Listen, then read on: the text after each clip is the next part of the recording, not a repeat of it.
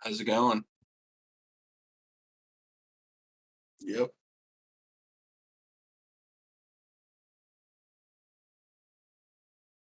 Oh yeah.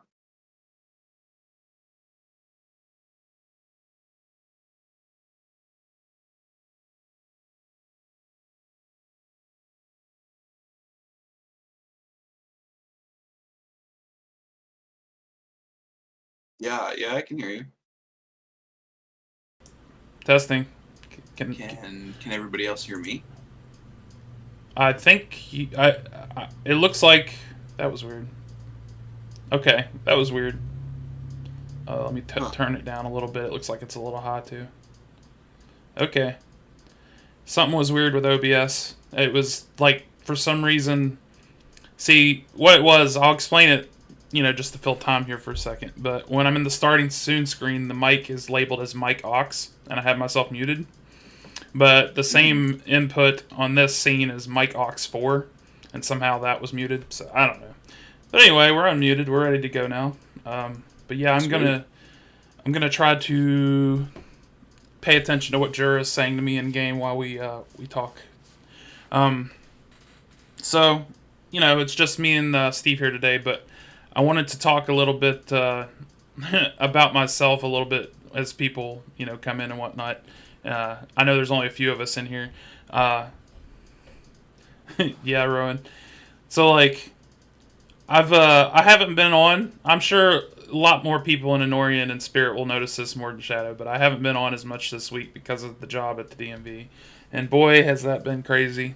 It's less about the job itself and more about my altered sleep schedule now and the fact that between commuting and being there, I'm out of the house like 10 hours a day now instead of like 3 like I was. So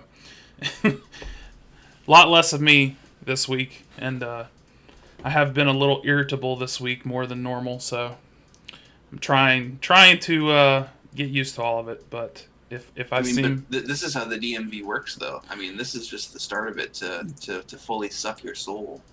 yeah, but like a lot of people are like, oh, it's working with the public or whatever, and it's the process at the DMV. But it's not really for me. For me, it's just like I'm not used to. It's been over 2 years since I worked like a 40-hour week job, and I'm just not used to it. And I'll be honest, I haven't. I had to get up today at 6:30 in the morning. I have not done that, no exaggeration, since I was in high school, like 20 something years ago.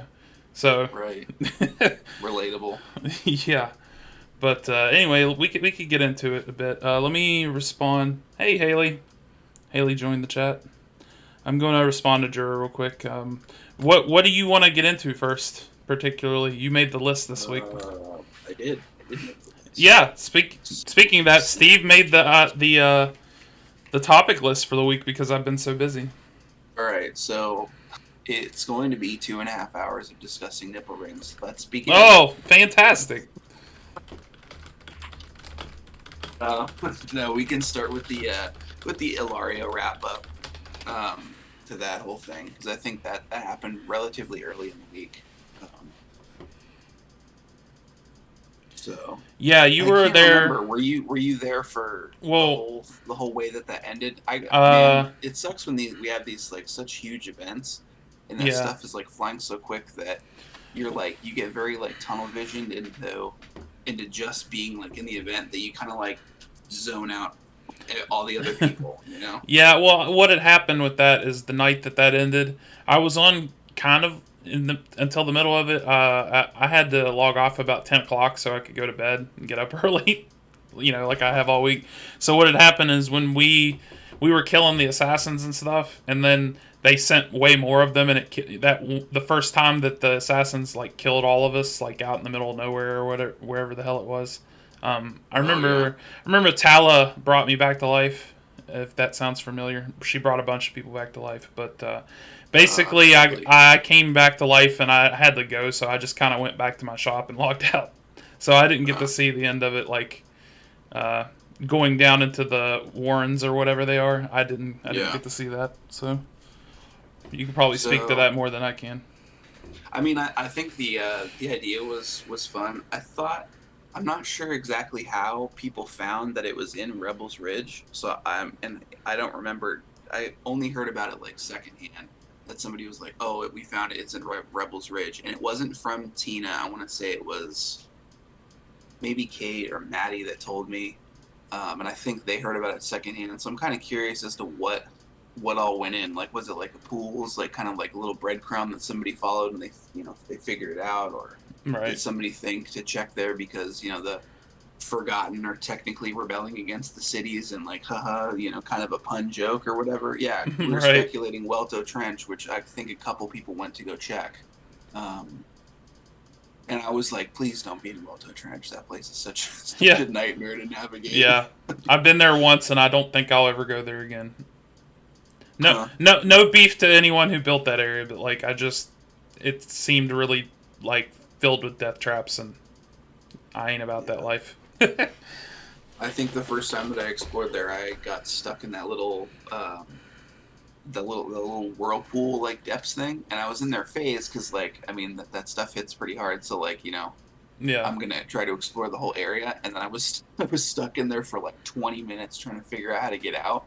And then Yeah. Aline was like, "Oh, you just need to unphase, and it'll spit you back out somewhere else." And I'm like, "Gee, thanks. That would have been nice to know." So whoever built that probably knew that there were people that were gonna try and explore all phased and whatnot. So, Yeah.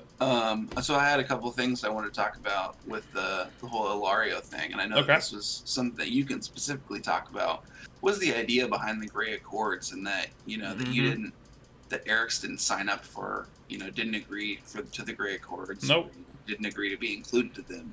And when I mentioned this to a couple other people, they said that the argument was that participating in society means that you're automatically consenting to their existence, Oh. because these were brought up by the four cities combined, by those leaders.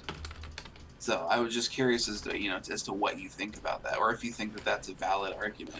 I mean, there's a difference between how I feel about it and how I play my character's feeling about it. Like Okay, well, my okay, my character is incredibly narrow-minded about undeath and vampirism, as you might have and that's noticed. fine. But like, I get mechanically, I get why they exist, and as from personal standpoint of how things went, I also think it's kind of silly to, like, I feel like the Grey Accords were meant like more for like an Al-Beatty god coming and like potentially destroying the world, where as opposed to like some assassins got sent out to all the cities. Like that. Well, I I mean, and, mean, and that kind of leads into the other thing is that the reason why that this became a Grey Accords issue is because there was rumors that this might potentially be like the demon ruin, or this might be another outdated god like behind that.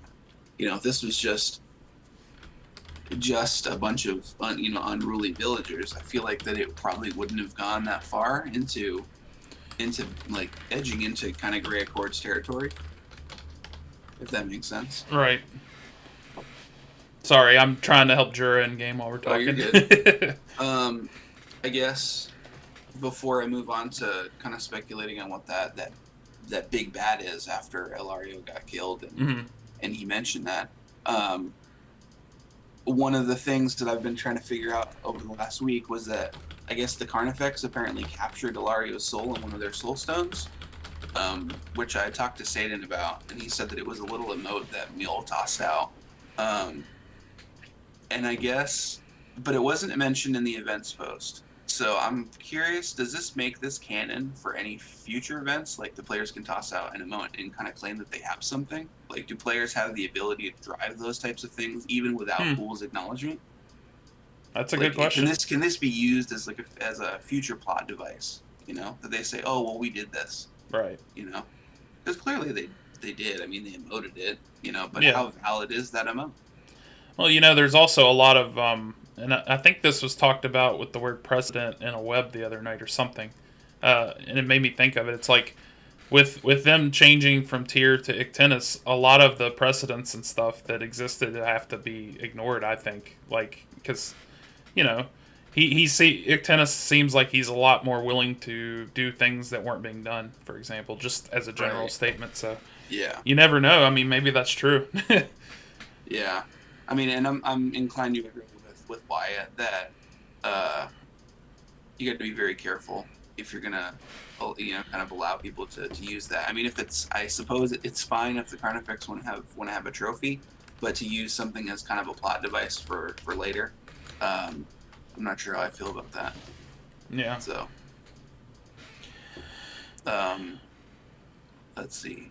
And I guess that kind of leads into that, like the general vibe that the majority of Inorian was pretty pissed at how the event ended. Yeah. Even though the option of, mercy, imprisonment, and death was kind of posed to everybody, it seemed like that ultimately it ended up being the Carnifex dictating that we were going to kill this guy. So, Right. which was as soon as that little pop up thing, was like, oh, those gathered have the option of mercy, imprisonment, or death. I was like, this is going to turn into a shit show. You're going to have like 40 people here all arguing, and it's going to turn into bloodshed at some point if we don't get this under control. Right. So that's why I hopped over to the Accords channel, and I was like, hey, listen, the four of us need to make a decision on this right now.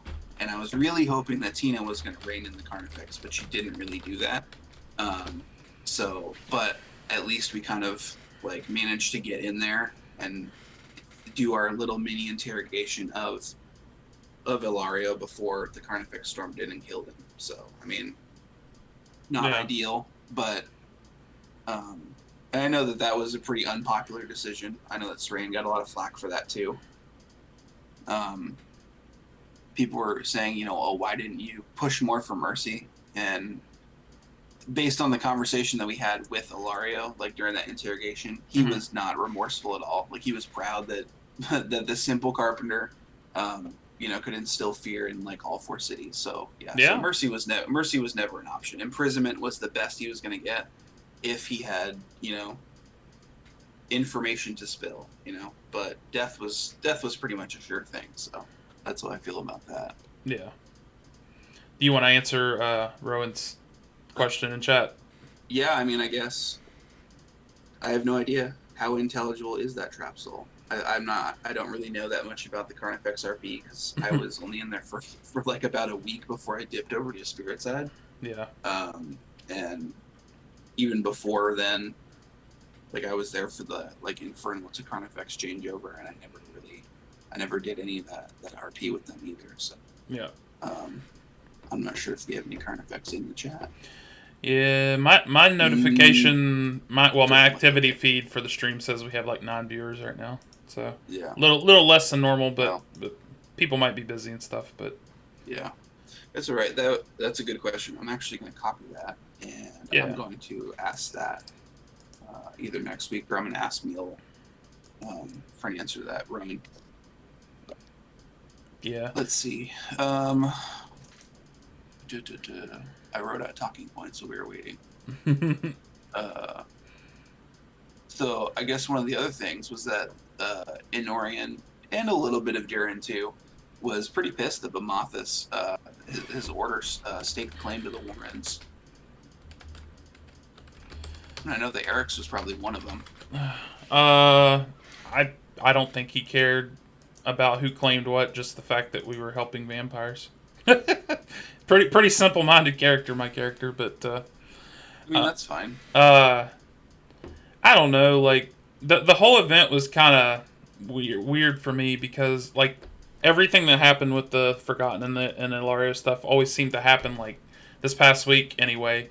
Right as I was getting home from being gone out of the house like 9 hours a day. So like I'm just kind of going along for the ride with it, and like in my case there was like a ton of things that I needed to get done outside of the event that I couldn't get done because I felt like I had to do the event, But so to me I was kind of like, I don't know. It wasn't that I wasn't paying attention. It's just like I was like, can we get on with this now? Is this almost over? That sort of thing. I was being a little impatient personally, but you probably know a lot more about all this stuff and have more opinions on it than I do.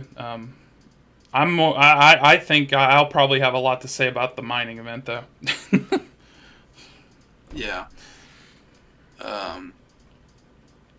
Sorry, I just realized that CT is kind of popping up right now because of the handling thing. I just turned the city and the guild tells off because people don't need to see all our business. Yeah. I mean, I guess the only other thing that I have about the Ilario thing was who do we think that the big bad is going to be? Eh, Because Ilario made it pretty clear that he was working for someone or something bigger and kind of darker than himself. well, So it could be like Star Wars with Palpatine and Dooku. Where he was working for. Maybe Ilario was working for the Carnifex and they executed it before he could say. Who knows? I mean, I don't know how believable that is. I mean, Who knows? I'm just he saying. talked about having like gifts, and he Hmm. had like enhanced like monk type abilities. Well, there you go. Maybe The he's working Carnifex for are evil monks. I don't know. evil monks. Nice. Centauri gone Wow. wild. Yeah, I mean, I have no clue. I mean, I That's a guess good that question. would be the perfect cover to kill your own guards. But yeah, I'm pretty sure it wasn't Carnifex. I know. I'm I'm just being hoping silly. that it's some I don't know, bigger bad. And this whole past week I've been trying to get caught up on the different types of lore and stuff like that. And I read a little bit about Ruin, but I wasn't exactly sure who he was. Like Yeah. he's not like an Albady god. He's just like just a demon who Yeah. just kind of exists to kind of fuck shit up. Yeah, I mean, with a name like that, I mean, that seems about right. Yeah, I don't know if you know this or not or have noticed, but one of his quotes is also one of the login screen quotes. Yeah, I did notice that a couple times. Um,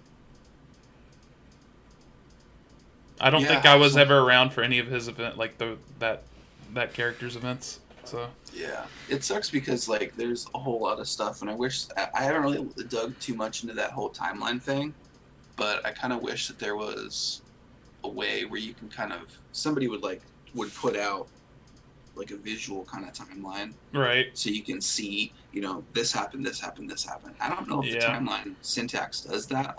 Like I said, I haven't really dug too much into it, but if it does, that would be great. I would print that out, put it on my wall, just so I kind of like have an idea as to like how yeah, much stuff happened while I was not playing, for sure, and the I don't know, the chronological order of stuff like that. So yeah, um, I guess we can get into Gorshire. yeah. And that Rowan says a good thing about that too. What if it's all connected? Whatever Big Bad was sinking grubby little fingers into Hilario is also trying to break free from under the Vashnars with dire ants. I mean, maybe. Who knows? I mean, I kind of knew that as soon as we were gonna do mining, there was gonna be something that we were gonna dive too greedily and too deep, you Yeah. know, awaken something in the dark. Like, come Yeah. on. Yeah.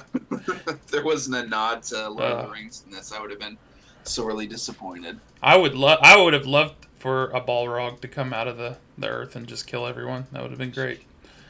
But I'm gonna take the moment to highlight a bug which I've already submitted for a while of how when I use Rite of Spirit, if you'll notice, it has these messages: Rite of Spirit tick, Rite of Spirit tick, right?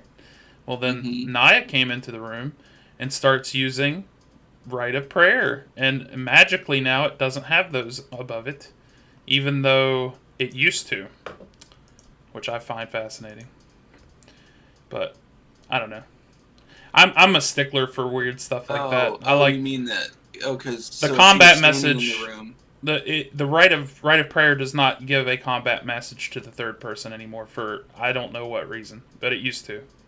Like, you know how if you have combat messages on and you use Rite of Spirit, it says you use Rite of Spirit, you use Rite of Spirit tick, and it does it 3 times. Yeah. Well, Rite of Prayer used to do the same thing for the third person. You'd see that they used Rite of Prayer, and it doesn't anymore. But anyway, I'm weird about that. Let's move on. Do you want to talk about the Gorshire mining event now? Sure. I mean, I kind of knew that, like, as soon as that first death site happened about somebody falling to their death in a mine shaft, I was like, oh, great. Here comes the mining release. Yeah, they were really good at the end about really, I don't know, about to make the world explode. That was a nice troll. That was a Yeah, fantastic troll. yeah, Like, this whole thing was like gonna be some built up release for the gnome yeah, race. Oh man. yeah. That was I think everybody just assumed that Riot was literally going to riot. So, Nice. but at the very beginning of it, when all of it started, like the first night that it started with Gorshire and Lodi and everything, or Lodi, however you want to pronounce it, it was like I literally said an out of character tale to Issy, and I'm like, if this isn't it, I'm going to eat my socks.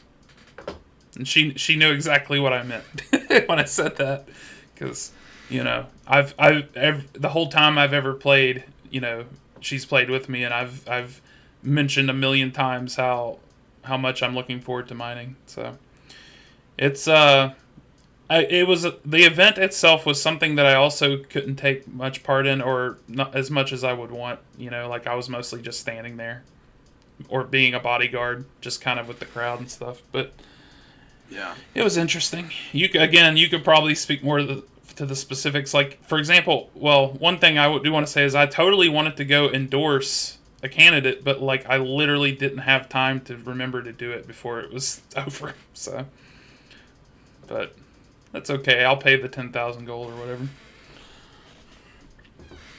But what did you think Yeah. about it? Like, I mean, I thought that the event was interesting in that it gave players more I don't know, more hands-on and like directly influencing this election type thing. mm-hmm, Like that was I've never seen an event run like that where you could specifically go out and talk to all these NPCs or whatever, which were like mob possessed pretty much all the time, right, which was like, I mean, they were mob possessed like well into the late hours of the night, like go there at like midnight my time, yeah, and like they'd still be there ready to answer questions, which is amazing. I mean, that's almost never happened. It's like I appreciated that these mobs were possessed by Solani, in the fact that they could like answer questions across multiple different time zones. yeah.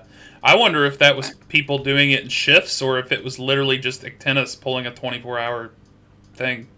Because, you know, little behind the scenes, he said he was feeling like a zombie today. So I mean, I think that had to have been multiple people because there was at any given time there was a handful of people in Gorshire talking to multiple different gnomes. So gotcha. Oh yeah, um, probably a whole team of them then also working in shifts. yeah, Sounds like it was a giant team effort, which is awesome that they're able to pull that off now. To be that coordinated and motivated to do it and stuff like that is awesome. yeah. I guess the only thing that I didn't like about this event is kind of the obvious that players just running around fucking murder hoboing everything. Right? Yeah. Um, Or trying to lead and it that way as well. yeah, so and I guess the thing that I don't particularly like about this, okay, and this is my hot take, is that if you have characters who uh, aren't particularly involved in the game, they're just the most casual of casual players, and they only log in maybe once a week. These characters have the ability to so drastically affect how an event goes by killing NPCs. Mm-hmm. This isn't really participating in an action, it's just kind of being passive. So, and then this whole thing spilled out into this giant Sentinel and Templar like rift where Right. we're kind of at each other's throats.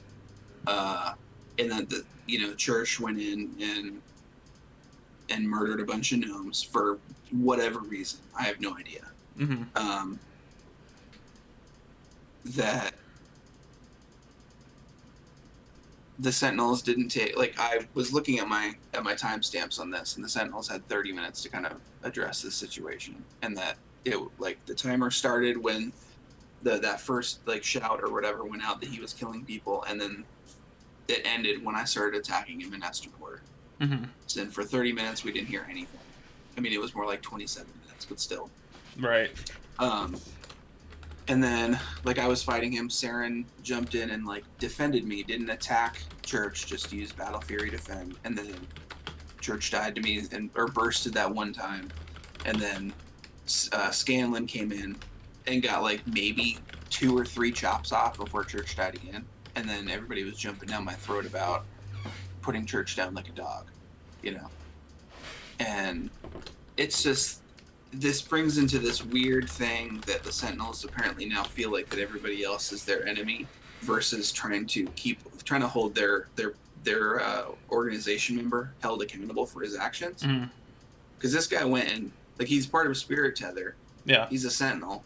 Uh huh. Like he specifically went out of his way to murder people, like murder little gnomes who were just trying to hold an election.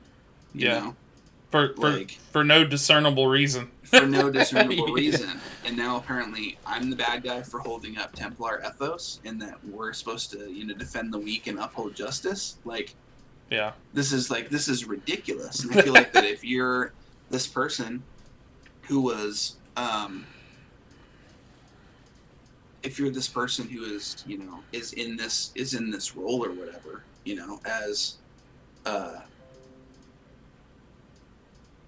as a member of like Dara's order, who's all about justice and doing the right thing and like whatever, um, and a Templar, you kind of have to kind of step in and do what's right, make justice known, you know. Yeah. But I don't know who I can't even pronounce your name. Numerological. Yeah, is in chat, but so it seems like they would like to throw something in there, but we can answer whatever you want to say in chat. But on my end with the whole church thing, like I wasn't on for any of that. I didn't get involved in it because I was in bed asleep. So I didn't. I don't have much to add to it. I think it's interesting when you think about the idea of some people representing a guild like Sentinels, but you have like I honestly didn't even know church was a Sentinel. Is what I'm trying to say. Like type honors church. How the hell do I even know this person is anything? When you type honors church, like I just don't know. So if I'd have seen them killing gnomes in front of me for no reason, yeah, I would have attacked them too. And I probably wouldn't have been as nice as you. I probably wouldn't have waited. So basically, because I have no idea what this person does or what organizations they're in, because there's no information. So I have to disagree with the numerological thing. I think that that murder of innocent people kind of trumps your guild culture, like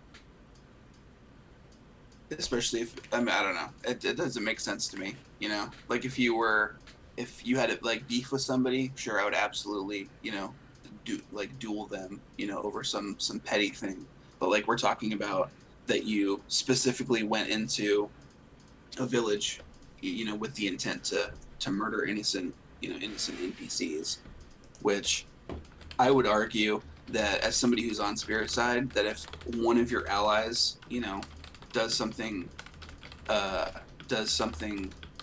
I don't know, against whatever your ethos or ideals or whatever, like as the whole tether, arguably, I think that you need to hold those people more accountable than you would with your enemies, because you kind of expect that behavior from like Alela or whoever.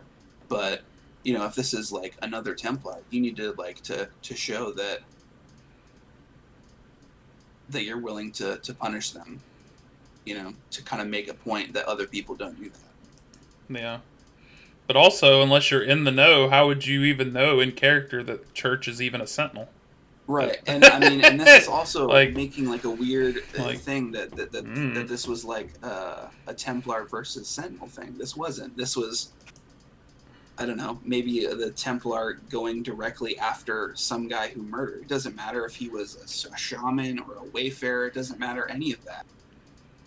Yeah. Well, I think it's because honestly, I heard about it in passing, but I didn't feel like as a member of the Templars that I was ever also being encouraged to go after church or anything like that. So I think it's more like a certain group of Templar who happened to be there at the time going at church, not the whole guild. Because I have no desire to go hunt church. I don't know them, and they've already, I guess, got attacked for it anyway. So it seems like I don't know. Is it mostly already done and over with now? The thing with church, no. Or is it going to be ongoing? No, okay. This is a huge thing apparently. Like CT is like blowing up right now. Okay. I Um, turned it off so and people wouldn't see it. everybody, it's everybody on both sides, which I'm absolutely baffled that people, are siding with Church, because he seems wholly unapologetic for any of this. For So slaughtering innocent sentient yeah, people. so But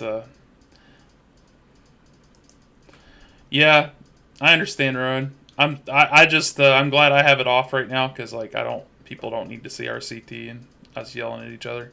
But we could probably move on if you want to. But do you want to talk about uh, the next thing on the list, or do you want to like skip ahead to mining? Like, what would you like to do? let's see, what's the next thing on the list? The any weekly change logs, in particular the changes to elk and hemo and all that. Um, I might try to answer some of this stuff on CT. So if you want to talk about mining, because I think that you've been stoked about that for a long time. Yeah, I mean,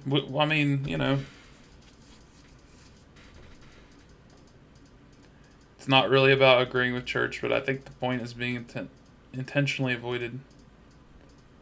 I don't know. Personally, I just don't know anything about the situation, so I'll leave it all to Steve. And if he wants to move on, we'll move on.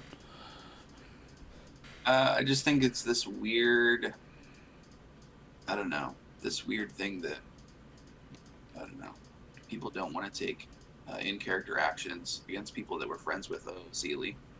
So, Yeah, which it's it may not at all be the case, but like, I mean, this is like what's coming across. And like, that's my hot take on this, is that, if we don't want to take negative actions against people that we're friends with Sealy, um, it's incredibly detrimental to the game.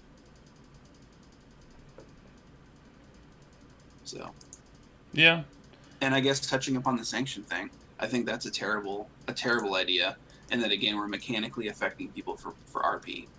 That it brings us back to like the previous time we talked about yeah, sanction, which I think was needing to get last week away, actually. yeah, needing to get away from class buffs and sanction and more towards flavor stuff. Because I mean, me stripping sanction from Yaku or whatever, uh, because he threatened the Templar, Yeah, which admittedly, like stripping sanction wasn't even on my radar of things to do until Ryan, stripped it away from Sran. So yeah. It seems like everybody decided to it take just the it just most got drastic measures super all the way. super super Yeah, super petty. straight. Which I I cannot don't wait know. for this whole thing to wrap up. Which who knows when. So, Yeah. but that's all I really have to say about that.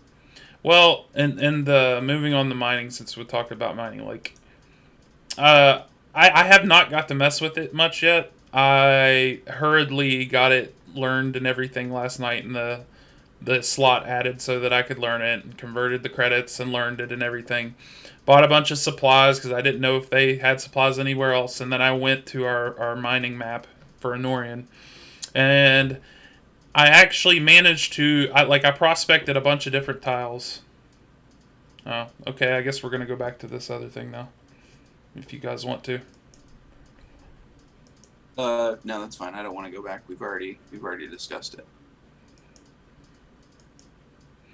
Okay, well, I will continue to talk about my experience with mining, the brief experience. So, like, I used Prospect a bunch. I didn't have time because this thing just came out to read all the little AV files yet, which I'd like to do at some point, either tonight or tomorrow when I have free time. But I picked my spot for my mine. I was like, all right, well, I'm gonna go with having colossal veins of gold because gold and gold bars have traditionally been the most expensive commodity, and I use a lot of them in enchanting and stuff. So I decided to put it on there. Like my mine has colossal gold veins and then some of the normal coal or whatever. And I did that. I went in. I looked around, and then basically I had to log off essentially because I had to be up at 6:30 in the morning. So I have not got to mess with it much yet. I'd like to do that this evening, but by the time we're probably done here, I'll probably make myself dinner, and then it'll almost be time for howling, and then there'll be time for dailies and blah blah blah. So I may not get to mess with it until later tonight, but I think I'm more excited about the fact that it's even out than what I've done with it yet, because like I think I think it's very important to realize how big of an achievement it is to finally get that out after so long. Like, it wasn't that long ago, like 2 months ago, we were all like thinking that mining was a meme. That was pretty much everybody's thought on it, and I can understand why people thought that, but to me, I always knew they'd come out with it. It just was a matter of like just getting it done and like just I really feel like getting it out and then making the changes to it later on that need to be made, obviously, is more important than just sitting on it forever. And it's nice that we finally got it going, I think. Yeah, I can agree with that. But did you mess with it at all, or you No, did you I even? didn't. I mean, I think I went and picked up mining specifically. Okay, so Um, you didn't have farming before, I assume. no, I didn't. Okay, so you didn't need to. Strain's not a farmer. I dare say he's probably not even really a miner, but I went and picked it up because I got the free mining deed because I supported Filbert. Oh, well, there you go. And you will use a ton of steel, so I'm sure that's one of your driving reasons. So Yeah, that's pretty much exactly why I picked it up. So, yeah, but really, I haven't fiddled around too much with mining at all. Like, I think maybe I went into the outpost or whatever, yeah, just to kind of check it out. But I didn't go into any mines or anything. I know that Kate was messing around with it a little bit last night. She died a whole bunch. So I'm gonna wait a couple days, maybe a week, until they like kind of sort out whatever bugs might be within mining before I give it a go. There was just so much going on yesterday that I was kind of like kind of just mentally fried that I couldn't really wrap my mind around trying to figure out mining. So it was yeah, a long day of standing guard in Goreshire. So yeah, yeah, yeah. Let's see here. So I mean, it's just me and you this week. So I pretty much said what I'm going to say about mining. I. It's not that I wouldn't like to just sit here and like toot the pool's horns about mining for like the whole show if I could, because I would. It's just that it's like I haven't got to mess with it much yet. I'm just again very happy that we got it done, because like now there's like we can focus on like looking forward to the next big feature, which obviously is probably going to be the next two mirror classes, without thinking that there's something else that they're working on to take their attention away or whatever it is, like. But it seems to me like Rosmael was mostly the one doing the mining at the end. So hopefully he gets. If I was him, I'd probably want a break from the sounds of it, like take a break and then come back rejuvenated and start on the next big thing or whatever. But I'm not him. But I can't imagine he would like blast right into the next thing without taking a break after all that. But I hope. Yeah, Wyatt says Rosmael deserves all the kudos in the world for his time spent working on mining. Yeah, I believe it. Like his name's been attached to it the whole time. So obviously, Kaina was also involved in it, and then she left or whatever, and it's just been him. Well, I don't know that obviously. Like I'm sure other people have helped him when she left and stuff. Maybe not though. I don't know. I have no idea. But obviously, he's been the lead on it or whatever. And it's awesome that it got released. And I know we're probably nowhere there yet, but I'm interested to see what the third and final agriculture skill will be and what the hell it's going to be called. Like everybody seems to just think it's question mark, question mark, question mark. So that's probably what it is still. But yeah, Wyatt, that's how it always was too. I love the videos that Kaina and him had released, and it looked just like that. It looked like it was literally like a game within the game, and those are the best things. It makes Aetolia feel like a world, not a game, in my opinion. yeah, I mean, I'm kind of excited to dig into mining, in that I'm getting like real like Deep Rock Galactic vibes from this. Right? Yeah. Obviously, So mining has a lot of influence from other games like that. I wouldn't say it copies them. Obviously, it's influenced by them with its own spin. Dig into mining. Nice. I don't even know if you meant that. Was that an intentional pun, Steve? Oh no, that was totally unintentional. But I'm kind of glad that my mind like kind of went that way. Yeah. Okay, let's see. So we could probably move on to one of the next topics. There's three more we can talk about. Okay. Uh, I guess we can briefly talk about the API change. yeah, I have things to say about that are Okay, probably go for not it. that are not what people expect. So first off, I understand why people were doing it because it was what part of the complaint in the Sysn thread, which we're also going to get to. Um, and the fact that the API bypassed the artifact that hides your honors and stuff like that. Um, I don't have a lot to say about any of that stuff in particular, but a funny story is that right around the same time as they put the API change in the game, I don't know if anybody uses this but me, maybe not, but there is an Android phone app for all of the Iron Realms games. It's just called like the IR app or whatever. And I use Oh, it the to IRE helper. Yes, and I use it all the time to check my messages and news when I'm away from the computer. Like if I'm out doing something and I'm like, "Oh, I have a new message, I'll read it or whatever." But that randomly stopped working around the same time as the API changed, so I was like, "Oh, I bet that has something to do with it." And it turns out that it did not. So I thought that was interesting, but just goes to show you don't assume, But Yeah. I mean, what do you feel about the API change? Like, I know we both have Sys class, but everybody else has probably used Sys a lot more than I have over years. But I don't really, Um, I don't really I care about mean, it too much. But honestly, really, the only way that this sort of kind of affects me, it doesn't really bother me in terms of like, I don't know, checking out somebody's class to see, if they're supposed to be somewhere or, whatever. I don't yeah, think I've ever really done that. I me mean, you can either. kind of glean that information from using appraise or just even looking at people. People Yeah, tend to not hide who they are very well. And I mean, Saran's pretty good about getting info on people. Um, I guess the only thing that it makes a little bit more difficult is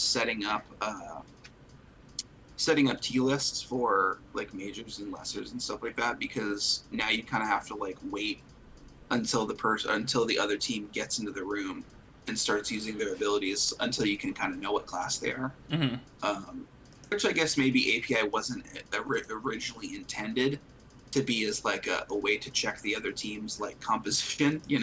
hmm Like, I mean, it pretty much works like that in any other game. Like, if you were to look at like Overwatch, you don't know who the other characters are until you like start fighting them. So, I mean, I guess I kind of understand, maybe where this came from, or at least that it's not, particularly game breaking. I think the only thing that really bothers me is that now that my QQ is like all kind of screwed up because the colors aren't uniform. Oh yeah, okay. Um, yeah. So, and I've heard that it's really messing with people who use the sender targeting. Because if you like honors people, it doesn't sort them automatically into cities anymore. So the way Ah, that sender's targeting is set up is that it will, um, like it'll go off your T list, but then once you hit the end of that T list, it'll start trying to auto pick up other shadow people that are in the room as long as you're running a route.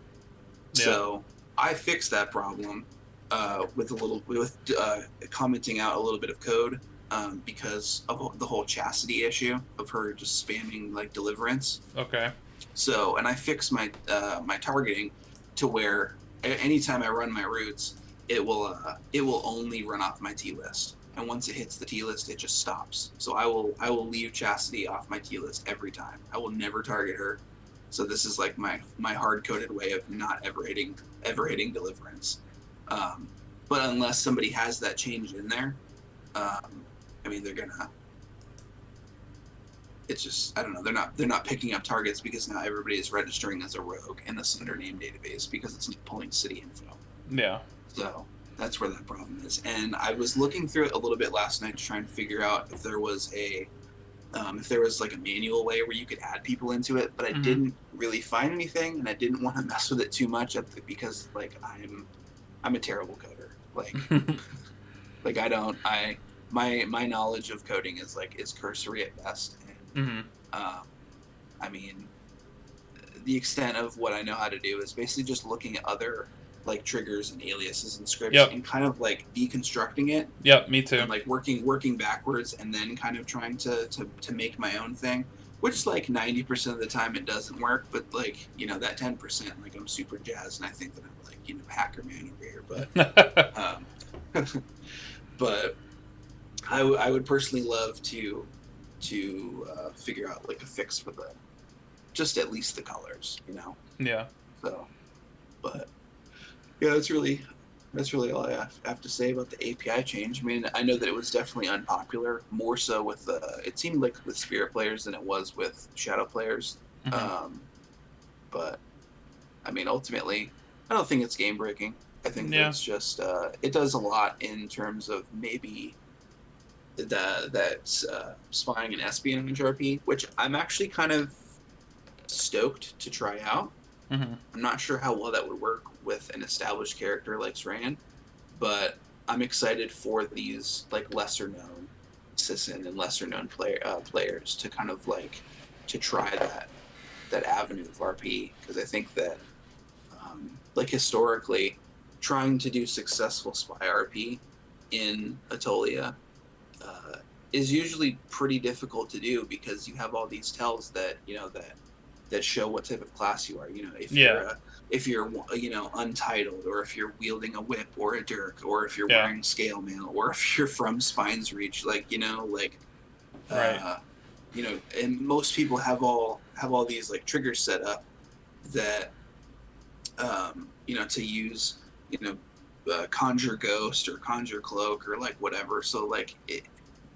ultimately, unless you're just standing there doing nothing, wearing nothing identifiable, have an orb of concealment in your inventory so people can't appraise you, you're going to get found out one way or another. Yeah. So Well, on that topic, like, can you? I know you can. Like, can't you hide artifacts that you're wearing? Can you hide like armor like that too? I don't know. oh, you mean like hide it off your person, Yeah, like when like people look conceal at it? you, you can type like you. I know that you can type the hide command, and like I think you can hide artifacts that Yeah, you wear. you can hide armor, and I think, but that only works for just people looking at you though. Yeah. So if they like appraise you or check your inventory, they can still see that you have the armor, like that you're Oh, wearing okay. it. It's Yeah, yeah, just yeah. it just That it's makes just sense. hidden. Yeah, I know, Um, because I know that my limited use of Sisson so far, I've used quite a bit. I've used palming, which is a skill. It doesn't show what you're wielding when they look in room, so it's a neat skill. But where is that at? you've never seen palming? Is it in It's a subterfuge skill. what? Type AB palming. Maybe. Doesn't take Oh balance or wow. anything either. Does it have a drain or anything on it? Nope. You just type it and it's a Wow. defense. Huh. Wow. Time I learned. But Um. I imagine them appraising you, like you said, would probably still show what you're Yeah. wielding or whatever. But Wow. I really like that. That's real good. I'm gonna use that. yeah, because it's funny. It's useful for me when I want to avoid getting aggro from a lolly because she doesn't like in character that when I use the assistant skills. So what better way I to? even told you about that. I I was like, know, hey, bro, but you better check to make sure it's okay before you pick up Sisson. And you were like, oh, no, bro, it's cool. yeah, but like the Mario literally was like, I'll think about it, and then like hasn't logged on again, basically. So uh, giving you the old Dar treatment, huh? it's okay.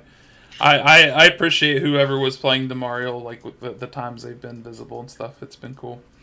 Um, let's see here. Let's move on, right?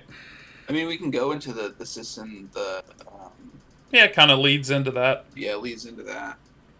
And you can, I honestly, I don't typically use Sisson class for spying and espionage. Like, the most I've used it for is like to listen in on a conversation to make sure somebody's okay that's in a room with big enemies and stuff. That's about all I've used, espionage wise at spying.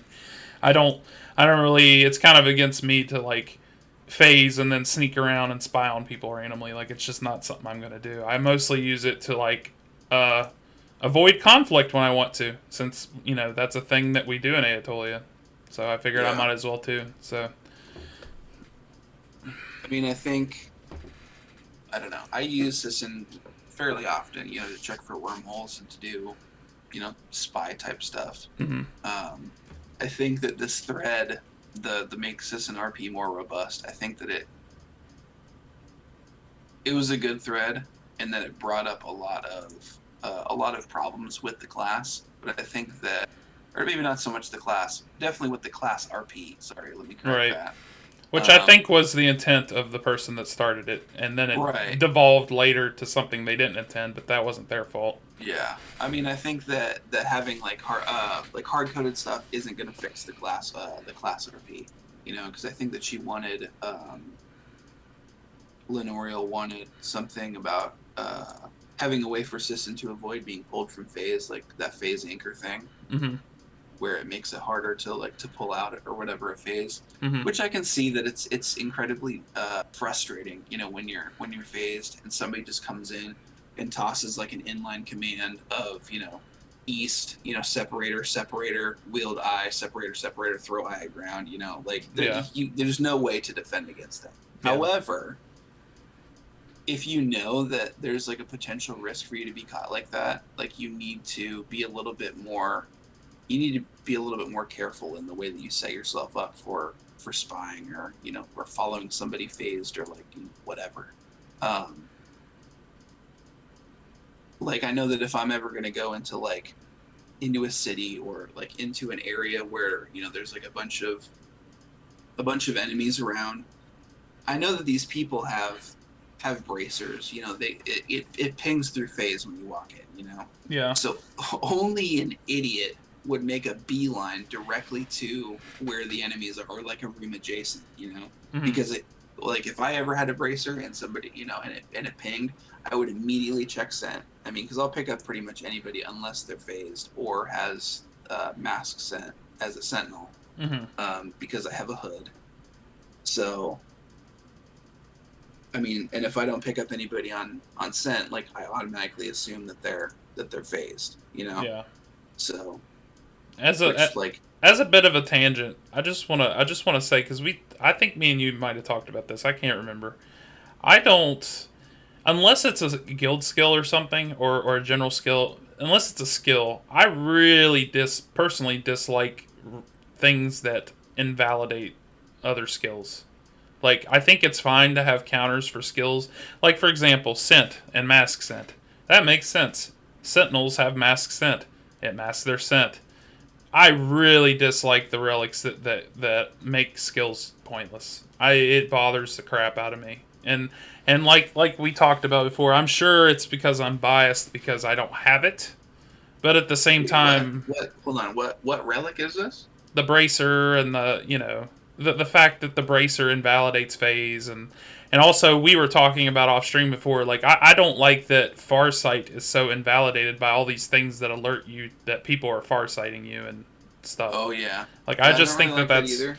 I think that's really It, cheesy to like invalidate a skill like that in so many different ways. Like, what's the point of it even being in the game if like 75% of the game have ways to tell you're using it on them? Like, it's I mean, at that point it's just a wallet that. check. I Like, wouldn't say that it's that high, because, I mean, it feels like it because sometimes.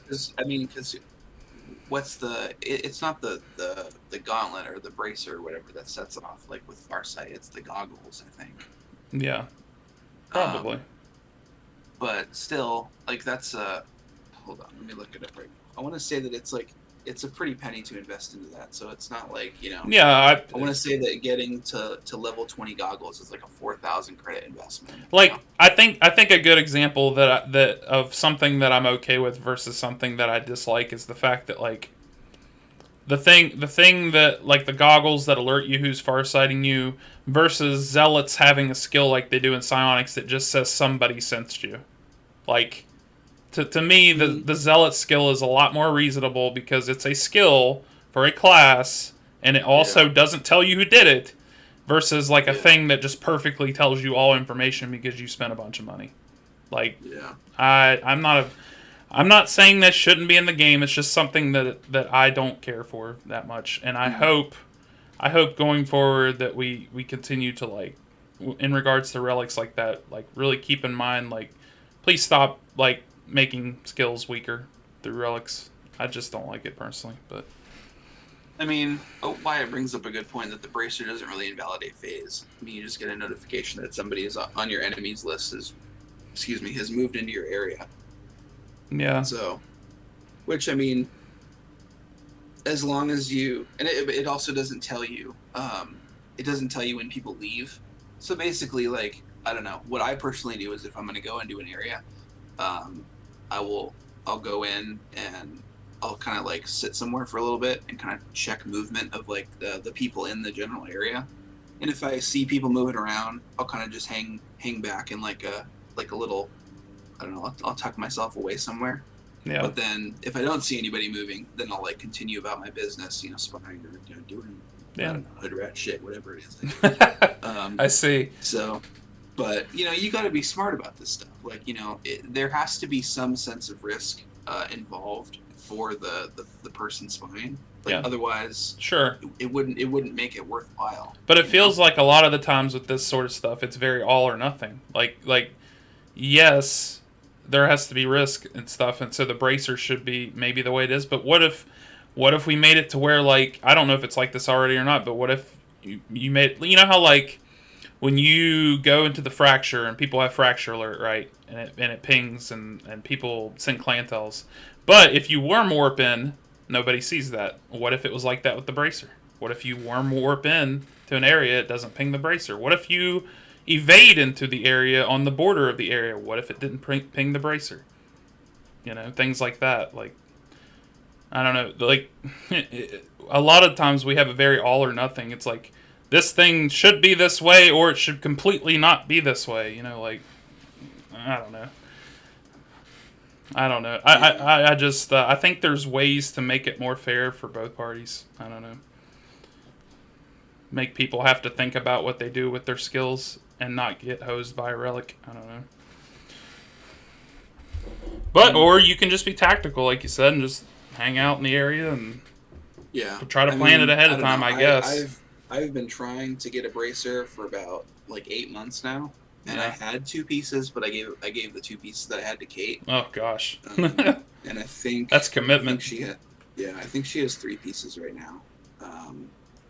Well, she has my 2 pieces plus a piece of Nerfic metal, so I think she's looking for one. Yeah.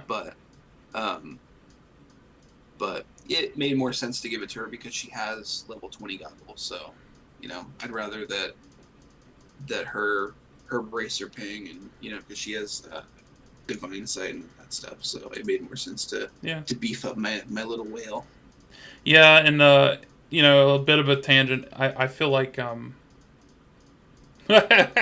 Wyatt says he put together bracers on 3 characters. Please God, don't retire after you put one together. Yeah, that's on the topic of retirement.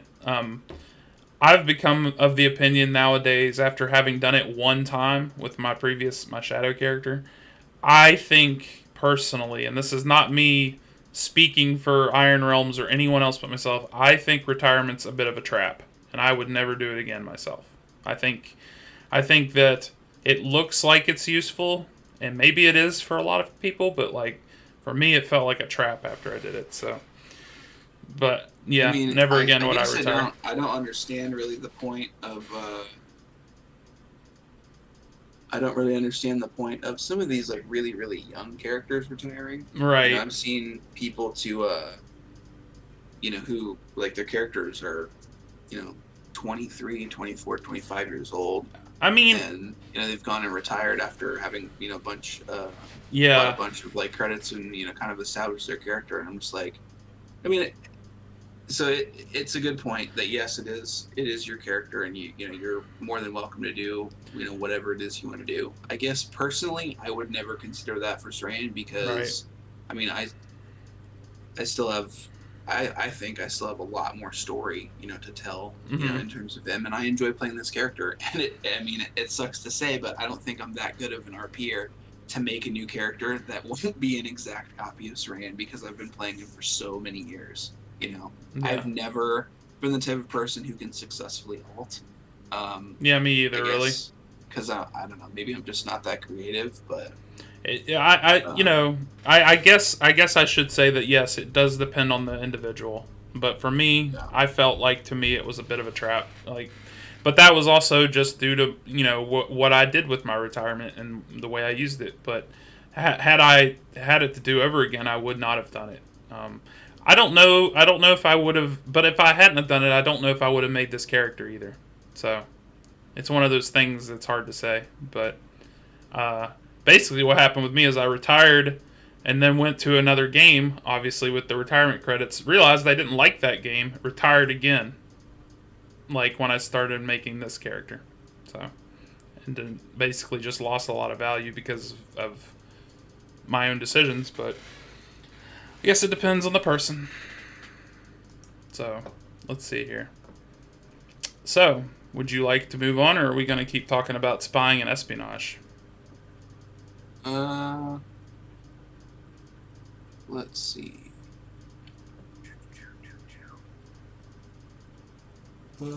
No, yeah, we can go on. That's fine. Okay, so What was the next name? was there actually a weekly changelog? I can't remember because I've been busy. There wasn't like a huge one. I think it was just like a couple little change logs throughout the Yeah, week. that's what I Let me go thought. back and try and pull them up.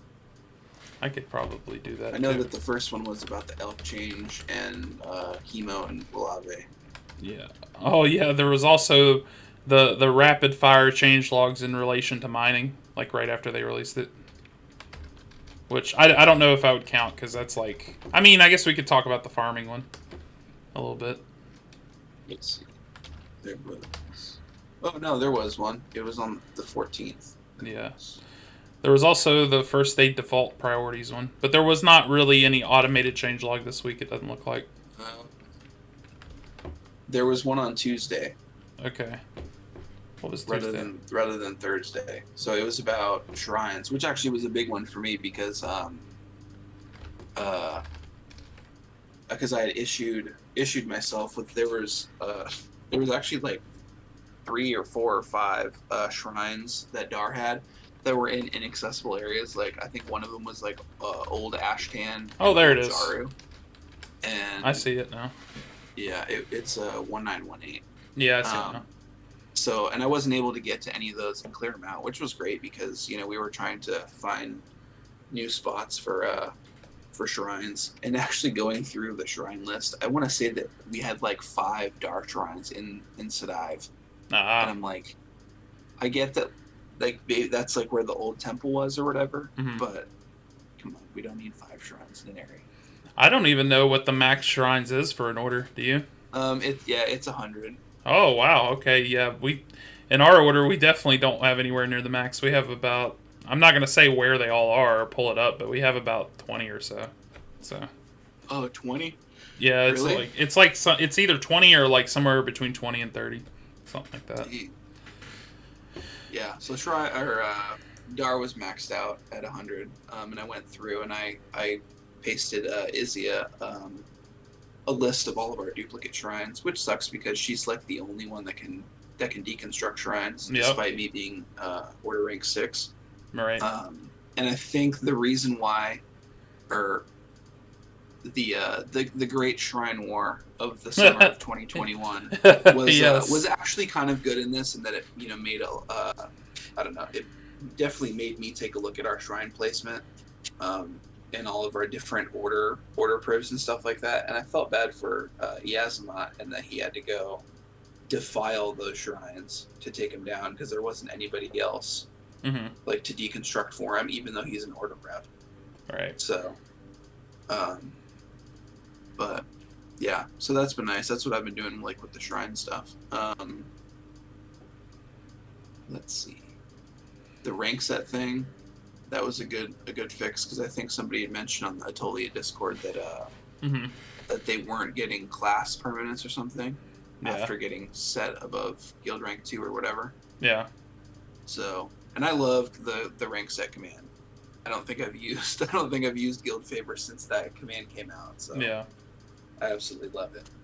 I forget if I mentioned last time. I might have. It feels familiar, or I might have mentioned that it was a bug, but it hadn't been fixed yet. But The bug with Serenade got fixed, but was not noted anywhere other than like the bug resolution that I submitted. So Serenade for shapeshifters will no longer will. Let me word it this way: Serenade for shapeshifters will now respect elevation like it should. So it was not before, and that was a bug. Karok fixed it, I guess, or at least he was the one that notified me it was fixed, but they didn't post it anywhere. So it's another bit of news, I guess. I don't remember if I mentioned that last week. It's been a long week for me. Yeah.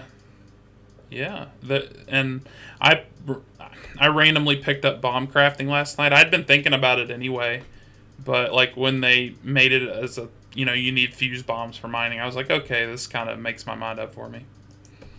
What all does that take in terms of like resources? Well, I'll pull it up here. I know that one of the most expensive resource I'm betting is it takes ashes to make a fuse bomb. But when you make fuse bombs, it creates them 5 at a time.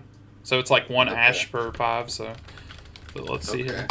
So like you need clay, ashes, and sulfur to make 5 of them at once. Okay, well, elemental ashes aren't particularly cheap. So yeah, that's what I mean. So is there like a way that we can get more of these? Like, are we able to mine for them, or how do we get this resource? Especially if we're going to be flying through bombs now. You mean ashes? Yeah, it still seems tied to the NPC commodity shops as it always has been. Ashes has typically before now mostly been used tied to herbalism and what's the other one? The one that makes health elixir and stuff.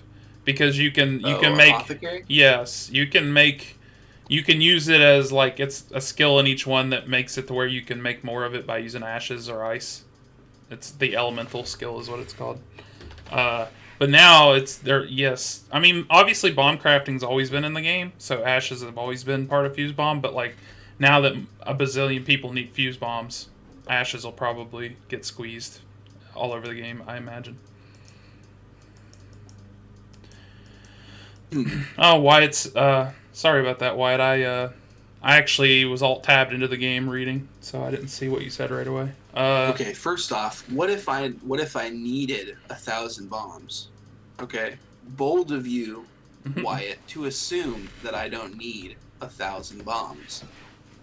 I'm not gonna lie. The reason why I even thought about bomb crafting before mining the other day was I was like, I wonder how much these things hit for, and if you can shield them. Because if you could shield them, I'm just gonna drop like 20 of them in a room, and shield up, and then like watch the people that use Blender die to bombs. Jesus Christ. That was my thought. Why are you like this? Well, why am I like this? Why are you like I'm this? just having thoughts. This is like why we can't have nice things. I'm just having thoughts, man. I'm trying to strategize. Like I'd never messed with bomb crafting. So. Okay, first off, I immediately hate that you said this because I swear to God, the next lesser that I go to, if I get bombed to oblivion, I'm gonna come to your house and I'm gonna stuff a sock in your mouth. Nice. I'll eat my socks. I'll eat my own socks. Let's see. Wyatt says, "Are you going to blow up the road between Eno Esteport like Rivas did that one time by stacking a bunch of bombs? If so, continue." No, but like maybe it's no secret that I have a ton of gold, so like I could afford to make as many bombs as I want. And if I can drop like 50 bombs in a room and kill people with them, and that's like a thing I can do. I don't know how it works because I've not messed with it yet. If that's a thing I can do, I will start doing it. So. I imagine they have you have to lay fuses and wires, so it's probably not actually going to work like that. But at some point when I get time, I'm going to go to a training room and like mess around with bombs and stuff and see what they do. So, well, I guess only time will tell if we're going to turn into. We're gonna blow up the meta. Yeah, lessers are gonna blow up the meta. God damn it! Oh, that's great. Let's see. I'm so amused with myself. The antiquated artifacts that were separated into the different. Yes. The different types. Oh my God. We can speak on that, and that also reminds me of something I meant to tangent on about those in general. So you can go ahead. What an amazing change! I love that because. I don't know. It's just a lot cleaner. I definitely Yeah. appreciate this little quality of life fix. So Yep. Yep. I'm always a fan of that. Like I mentioned when we were talking about my pet peeve about documentation. Anytime you can clean up documentation that exists, it's a great change too. People being able to read information faster and better without having to type more like 18 times is a good change yeah, for sure. I guess I don't know. The only thing, so I'm sitting on 5 pieces of salvage right now, and I can't use any of them, Hmm. um, You can just give them to because me. It's fine. no, I'm alright. I mean, unless if you want to pay me for I them, mean, sure. I did finally learn mining, so all my credits are free. Like I don't have to save nothing. But I've only got like 500 right now. So Yeah.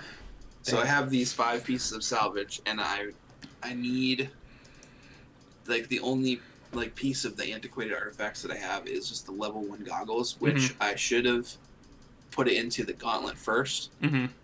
Like that was my mistake because like the goggles don't actually start to be useful for me until like level 9, Right. which is like life vision. Yeah. Which I mean, Agreed. if you think about Me it, they're too. what, like on the low end, they're like 250 credits a piece. Yeah.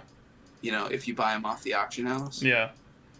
So you're looking at like over 2,000 credits just to get light vision, and that's not, and even insight at level 8, like that's Right. ridiculous. Insight is like just a purely like RP like mechanic. I don't understand why it's so high. Right. But I guess my biggest gripe is that why are we not allowed to use any type of salvage to get that first piece? Because it almost kind of like forces you to spend money on a free to play game.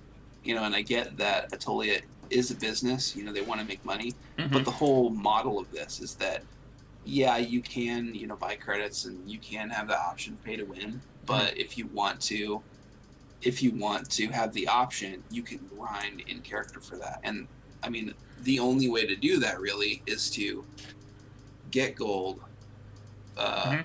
buy iron coins off the market, which are ridiculously priced sometimes, and they're very scarce, Yeah. compared to credits. Oh yeah. They're So you they're have to buy these iron coins, and then you have to go onto the artifact, like the artifact list or whatever, and buy like 3 of those pieces of the broken chest, fuse the pieces together, and hope to God that you open a chest that has like an antiquated salvage piece in it. right. So it's a ton of steps to potentially get a piece with your mark on it, Mhm. and I don't know if even opening that chest, like if you get a piece from If that a cryptic counts. chest, if it counts as having your right. mark.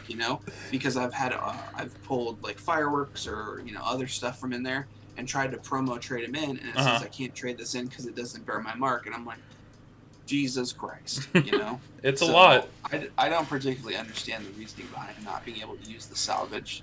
So like I said, I have this like 5 pieces, and I will probably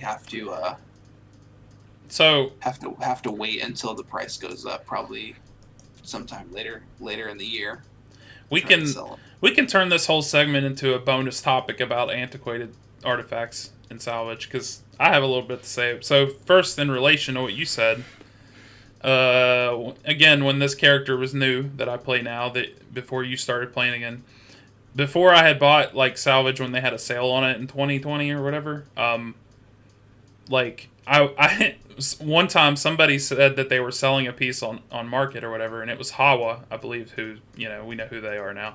And I went over there. I was like, all right, and I bought it from them for like 200, I think. And then I didn't realize I couldn't use it as my first piece for my gauntlet, like you just said. It was a real feel bad moment, but to their credit, they actually didn't know that I didn't know that, and like made the exchange back. So that was cool. But like, yeah, I understand that it's probably 100% money related. Um, and then I decided because I was in way better financial situation at the time when they did the sale on salvage in 2020. So I just was like, here's my credit card. Here's me buying 2,100 credits, and I got 21 pieces of salvage. So, and then I just went with the level 20 gauntlet, and I had the foresight to be like, all right, I'm going to also make a goggles with my mark on it in case I buy more pieces of salvage, you know, like through the game. So Right. And I haven't yet, but I like that I have that option now because I thought about it. So, but one thing I wanted to say about the goggles and the gauntlet in particular is the fact that like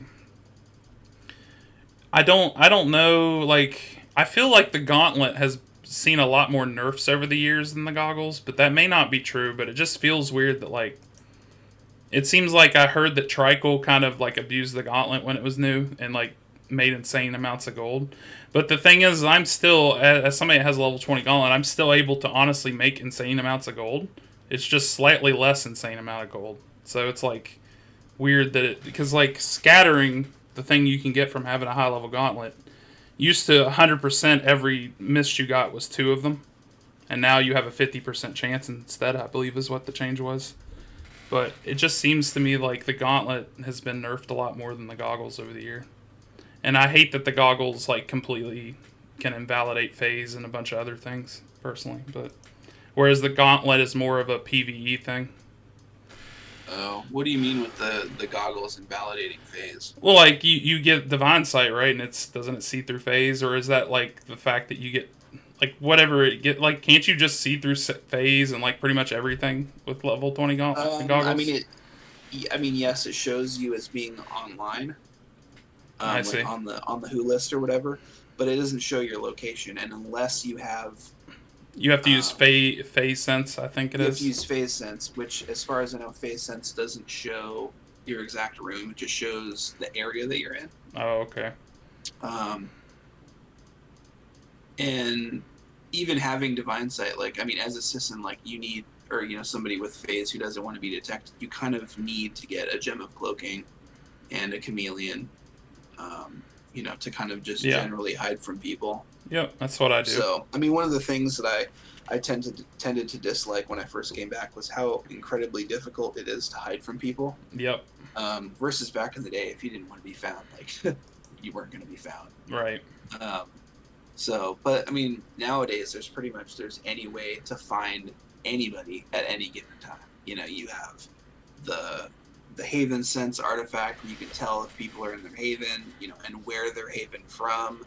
You have the Yellowed Preserved Eye, which bypasses everything and tells you exactly what room they're in. Uh, you have, like, you can even path find allies to find like what room they're in, as Hmm. long as you can track to them. Um, you know, just all these different things. Yeah. So, Yeah. Well, thank you. And thank goodness it's mostly just them being able to find where you are as opposed to come to where you are 100%. Because, like, I like that I can still go into my house that's in a city behind a closed door and sit on a monolith and just be left alone if I want to. Like if I feel like I need to. yeah. Thankfully, that has not been taken away because of the fact that you can't. When it comes to houses, you can't prism into houses that are in cities. I don't know if you knew that or not, but No, yeah, they're their own separate area, yeah, but which is a like good change, but I think that it's almost too powerful in that Etolians in general like to talk shit. And sitting inside your house and like with everything monolith, mhm, um, pretty much it kind of takes away any sort of risk for that, because if you don't want to get attacked or whatever, like, you could just shout from your house and then just never leave it, you know. that's true. So, Yeah, and now that people have like room credits and stuff, I mean, you can make your house as big or as small as you want. yeah. Well, maybe they can make it to where you can't shout from the area that the houses are in, and maybe make it to where you could still yell because it would make sense to be able to yell in your own house or whatever. I don't know, but it's just an idea. Rowan said, I spent less than 3 weeks as assistant and managed to visit two stock rooms and like four houses, I think. Yeah, yeah, that's a thing. People should always like eye sigil when they go in their stock room. Yeah. Um, that's actually one of my biggest gripes with Kate, is that whenever I'm following her around and she goes into like the shops or even into her house or whatever, she never stops to check like Bell Tattoo, Hmm. And I'm like, we have stuff in our house, like we Right? have Yeah, we have we have a child in there, like, you can't just be walking around all willy nilly.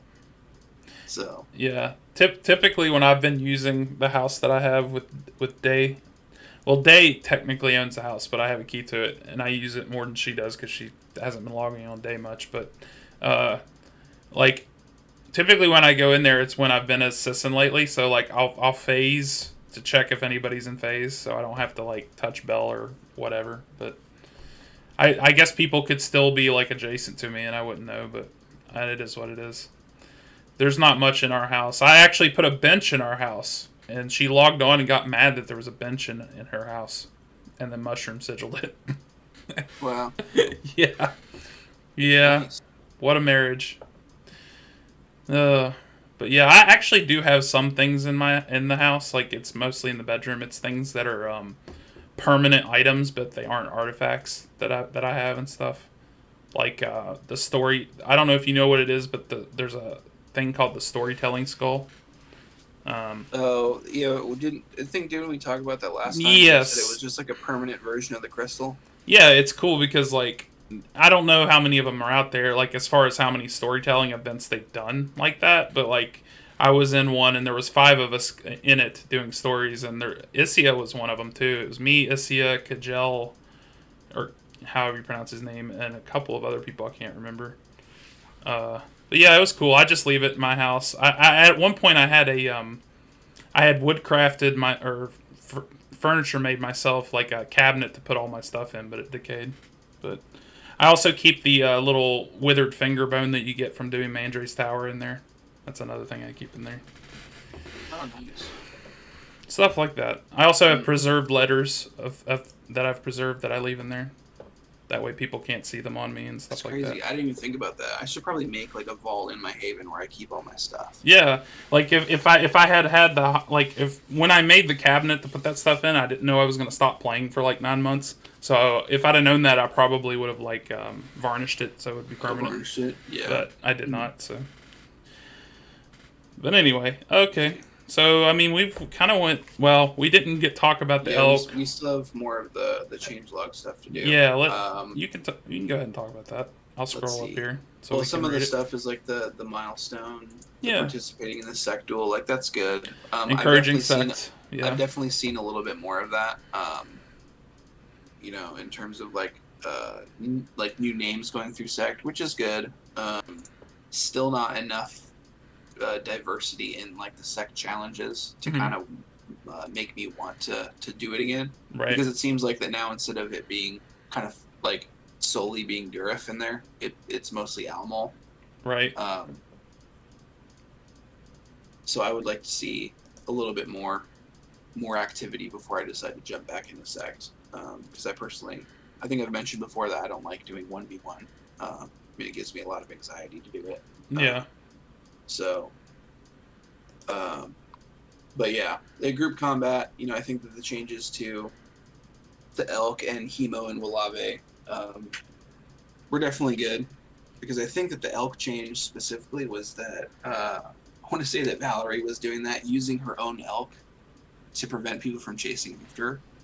You know, Hmm. Yeah. um, which is kind of genius. I mean, and kind of a testament to Valerie, is that she's definitely one of those people out there who uses every single part of her kit.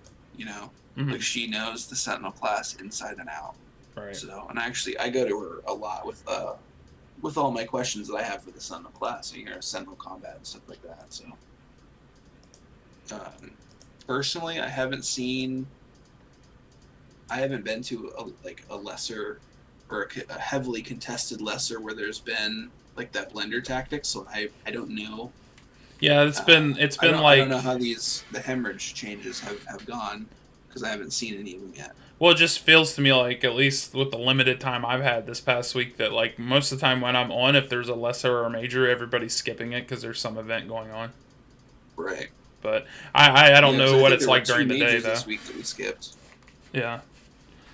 Yep. I Yeah. think. Let's see.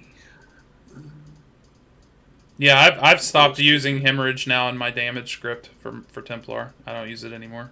So. Oh, yeah, because it almost makes it seem like that it's worth using sacrifice now instead of hemorrhage. Yes, that's what I'm because, using now.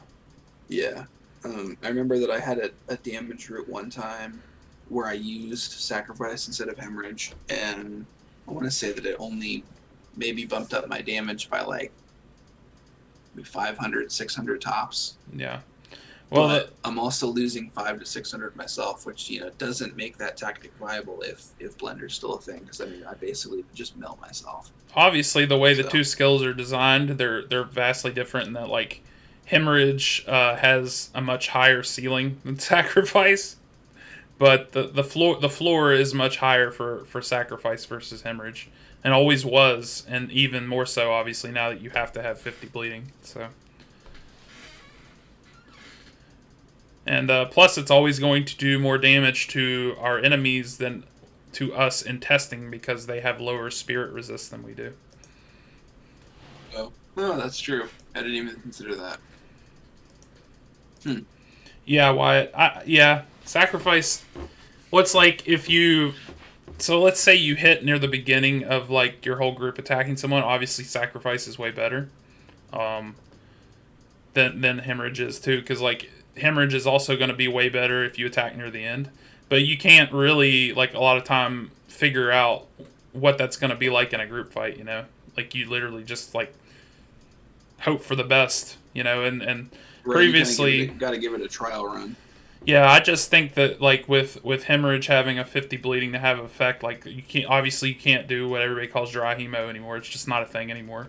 And I get that it was probably changed to try and tone down Blender a little bit, but like it just has the side effect of like making me want to change what I do because like I'm like one of the only people that really runs like that that I know of that runs two-handed blades at lesser. So Yeah.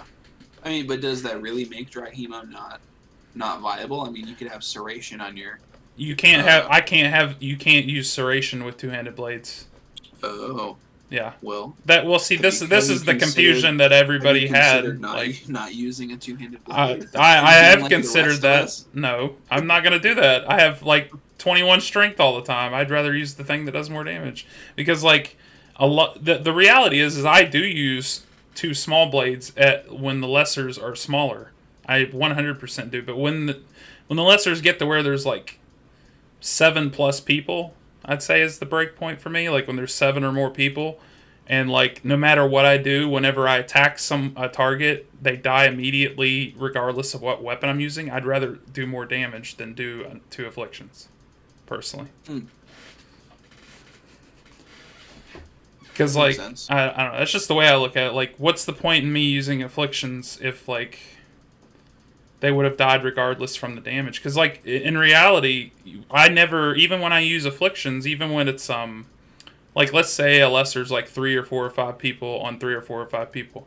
Most of the time, unless the person is Mazion, even with me using Retribution route, I might get to where I'm about 1 or 2 attacks away from being able to use Retribution on somebody, and then they always just die to damage. So I don't know. What's the balance time on your double swing? 3.05. Oh god, that sounds like an eternity. It's not that much, honestly. I mean, it's what, like 0.9 seconds more. That's like I don't know. That feels like an eternity. It feels like it. But I definitely agree with Ryan that I don't know, man. Off balance is the number one way to get dead. I like being unbalanced so I can shield or. I still manage to do that quite a bit though. I've gotten pretty good at it, and I think that comes from dealing with that level of like being off balance a lot. Like I understand when I need to stop before I need to stop. So I don't know. I like playing full damage at lessers, and I think that the way I play it, the 50 bleeding thing was a bit of a nerf to me, but it's not so much of a nerf that I care that much because like I can just use sacrifice and it's pretty comparable. It just depends on how lucky I get, honestly. Well, I mean everybody's entitled to their wrong opinion. Oh yeah, I guess we are. I'm just messing with you. Oh god. Yeah, everybody is entitled to their wrong opinion. I could be wrong, you could be wrong, we could all be wrong, or we could all be right. Who cares? Everybody's wrong. I don't care. It's just. Let's see. I guess that's pretty much like our whole list here. We only have like a couple little mining things, which I haven't had the chance to get into. I'm seeing this mining production quest though. Yeah, I have not. Uh, I have not messed with that either yet. I'm looking forward to that. I will probably check that out today. I wonder how long it takes in comparison. Like, I wonder if they took that in consideration when they made it, like the length of it and the pacing. Oh, It should be farming interesting to see. quest. I'm gonna go ahead and load up the credit giveaway for the week for everyone in chat. Like, if you're not paying attention, so like if you have us on and you're not in the window, I mean. So let me do that real quick. That actually reminds me, I need to submit a bug. So one of my biggest gripes is that whenever you go to forge, when you put the coal in there and then you fire the forge, if you have a forge in the room, it doesn't change the description of the forge, because I think Oh, I see. like before it used to say that like a forge is roaring here or something, like Mm-hmm. you walk into a room and you can tell that the forge is lit. Okay. But now, I mean, kind of like just like a little So, thing. so But the coal change changed that. You think? It seems like it. no. This seemed like it was an old change. Oh, Like, because I've okay. noticed this since I came back and started doing forging, that um that it Gotcha. doesn't change, that it's lit in the room. So I gotcha. Well, if anybody out there is watching and hasn't followed, please follow. We're still 2 followers away from getting affiliate. It would that's be great. nice. I thought last week we got We to got 2 49. last week. Yeah. Before that, we were at 46. So it would Hmm. be nice to be able to get to affiliate, and then we could start doing things like having the channel points, where and then I can make channel rewards to redeem channel points on, and we can make our own emotes that we can like, and then if you subscribe, you get the emotes, and you can use them on other channels if you want and stuff like that. And then of course, obviously, you can subscribe and whatnot too, but. It would just be nice to be able to hit that milestone, for the stream. But Wow. perhaps next time. I try not to convince people who aren't like terribly involved to follow us either. Like, as far as like my friends that don't play the game, because I'd really rather us have like a lot of people following that actually care about the content. Yeah. But yeah, this is probably gonna. I guess it's gonna be a shorter one this week again. It's probably easier to have longer stream if we had more people on talking to give opinions too, but that's just the way it shook out this week. Yeah. Well, I mean, it's probably good too, because I mean, I don't know if you want to. You said you've been really tired this week, so I don't know if you want to go take a nap. No, I I've don't. only been up for about like 2 hours. 2 hours, but a nap sounds really good right now. Yeah, I don't take naps very often unless I'm like sick. The last time I took naps was that weekend where my throat was hurting real bad. Oh yeah. But other than that, I like, even if I'm sleepy, I just trudge through it, and I act like a crazy person essentially, more than normal anyway.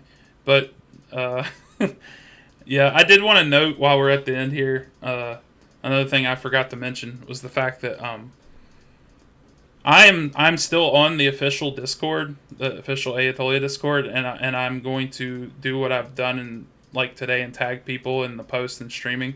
But about a week ago now, I actually went ahead and muted all the Discord channels on there except for news and announcements and streaming, because personally I'm just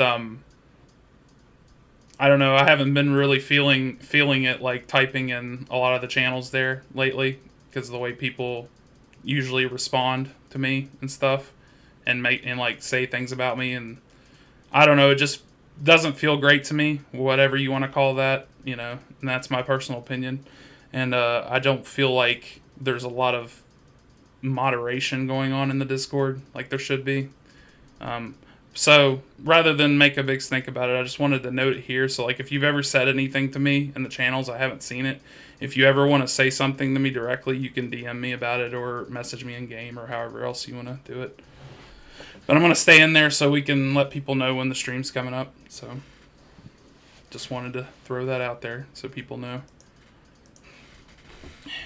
All right. So if anybody else wants to enter the giveaway, now would be the time, because I'm going to wrap it up in a minute. I was responding to a DM. I like totally missed that whole thing. You said something about channels being off. Oh, me? Yeah, Yeah. I think I told you that in a DM a couple days ago, but basically I was just mentioning that uh, I'm just trying not to be in the Discord as much because I don't think, like, it just, I don't like that the way things have went, and sometimes when I type on there recently, people's responses and the fact that, like, it doesn't feel like it's being moderated very well. So, I mean, or I think that if you, I don't know, if you feel that way, you can probably just DM one of the Solani, you know. you can't DM Solani, it won't let you. Oh, I mean, you could I've probably tried it message before. them. You could probably message them on forums or something. Then, you know, Yeah. like that might be like the better way. But I don't know. Yeah, well, I could do that. It's just that I don't know, man. Like, I understand that I run this stream and, like, so, like, it's more people are like, oh, he doesn't want to talk or whatever. But, like, to me, if it wasn't for the stream, I probably would have just, like, left the Discord by now, honestly, because sometimes I think we need that break, and I don't like being talked to by people the way I've been talked to in there the last few months. Like, it feels like anytime I type something, there's, like, people waiting to respond and tell me how wrong and awful I am. And I don't need to.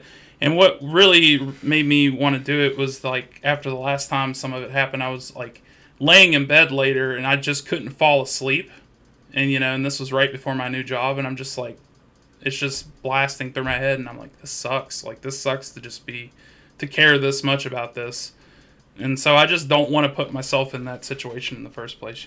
So Yeah, I mean that's good. That's healthy to have boundaries, especially if you know that you need to kind of like take a step away. So yeah, I get it. I'm not trying to call anyone out or get anybody to change the way they are. I just think that if it was me, I would take, and it's not me, but if it was me, I would take a bit more of a heavy-handed approach with moderating the Discord. So, and I understand we don't want to do that because, like, you don't want to alienate more people. Like, it probably makes more sense for one person like me to get alienated than, like, a whole group of them. So, like, as far as things go, like, I understand it. It's just, it is what it is. I just wanted to let people know in case they're, like, trying to type to me on there and didn't tag me and don't know why I'm not responding or something. All right. There's definitely a couple people who pounce and could be more tactful, but not like, I mean, there's way more toxic places on the internet. Yeah, I mean, it's not like yeah, totally Discord is like 4chan or something. Like, that's definitely not true, but you know, we'll get there one day. yeah, it definitely could be worse for sure. But yeah, I think we're gonna wrap up here. Let me pick the winner. Let me pick the winner. Where are we at here? Close giveaway. Draw a winner. I mean, I think it's, You hey, look at you. I need those credits. Do you though? Our fine co-host here won it. Maybe I should give him less because he's part of the stream staff. Wow. All the work I've done this week. Really out here nickel and diming. Maybe I should, like, type the command correctly. That'd be good. There you go. So now we're down to, I think we're down to 850. We're down to 850 credits. I believe it's been 3 weeks since we got the 1,000. So look at that. Jezret's feeling a little heated, probably, huh? He's gonna go kill Broondock extra I think early. He was more on my side that you were I don't know. Yeah. Feeling a particular way. Yeah. But, We've never made any rules about, the people on the show. I mean, why not? So, I mean, I the people in the chat contribute to the stream or whatever, and the rest of us contribute to talking. So why not? Absolutely. All right. Skim from the top, Eric. Treat yourself. I'm not skimming from the top. In fact, one more thing before we go. That reminds me of something we can talk about. I have an idea here. And two people have supported it without me even advertising already. So I don't know if you can read it there, but I think it would be nice, since you can already deposit golden credits both into an organization, if you could also have a personal account of unbound credits. I would like to be able to set aside an amount of credits for a purpose so I don't touch them on accident or miscount how many I have remaining. I mean, it's kind of a thinly veiled idea by myself. So it would be nice to put these credits into their own accounts so they don't like. So I don't like. So I know how many credits I have for myself, personally, but. Yeah. And I don't think it would be much of a stretch. Wait, what's the idea? I can't read it on the stream because it's so tiny. You're gonna make me repeat it for everyone? Or just paste it to me in I mean, I guess I could, huh? Or you could just say what the number is, and I'll just. Oh, that's a good idea. What 3656. 3656. Thanks. You can see what you think of that idea. I'm sure you would like it because it's a pretty neutral idea. It's not like we're class leading ARC or something. I would say that the only thing about the depositing the golden credits into an account is that it not to take like 10% or whatever. Oh yeah. Or however it takes because if you put withdraw, money in the bank, like if you withdraw, it takes like a fee from that. That's true. I didn't think of that. I've never ever used a bank because of that reason. Yeah. Like, there's no reason to put my money in a bank. Wyatt's over here excited about the fact that we get fees. He must work at a bank. He must be the bank NPC. Let's see here. I'm reading Haley's comment. Yeah. She says Shran isn't great, but can there be more of a rotation of hosts? Are you saying that I'm not great? Hey, Haley, you're welcome to come on here if you want. Do you want to come on here next time? We'll have Haley on here. Did I just get roasted by Haley? Maybe. I think what Haley's saying is that they're tired of it just mostly being just me and you all the time, and I mean, I'm kind of tired of it too. In, like full transparency is that we have we actually have, let's see, we have 2, 4, 5 other people, including Eric's, or not including Eric's and myself, in the weekly Milestone Discord server that we have set up for coordinating all this. And every week we put out, we ask the people, who all wants to be on. Everybody's busy this week, so really it's only the two of us. So it's definitely not for lack of trying. I think that especially Andrew's been very open about trying to get other people on the show so we can have those multiple viewpoints, because I think that kind of edging into dangerous territory of having this only seem like it's a spirit driven stream, and that it's only two Templar spirit players. Yeah, so it's really a narrow kind of viewpoint, but we try to be as open-minded as we can. Well, the problem I've had mostly, and this isn't for everyone, because obviously we've had other shadow people on here. We've had Tiani, we've had Alayla, we've had Sidon repeatedly. But I would love to still get more shadow people if they want. But it's my immediate contact with certain shadow people. A lot of the ones that I talk to on a regular basis are too shy to come on. Essentially, I would for example, never mind. I shouldn't call anyone specifically out on that. But the point is, I have people that I talk to that are from Shadow that would have great points of view and opinions on things, but they don't think they would, or they're too shy to come on. So, and then sometimes I hear about people, being like, "Oh, such and such Shadow said you don't want Shadow people on," which is the furthest thing from the truth, You mean having two white dudes playing Spirit Templars is narrow? I mean, I guess it is, but I can't help that I'm white or in Templar. I mean, I guess I could have helped that I was in Templars, but it's just is what it is, man. I'm a really vanilla dude. I've said it in Discord before. I mean, and you're really vanilla, and I'm really edgy. So I mean, I think this is the perfect yin and yang right here. Yeah. Again, not to call people out, but Mule is actually on our Discord for the show as well.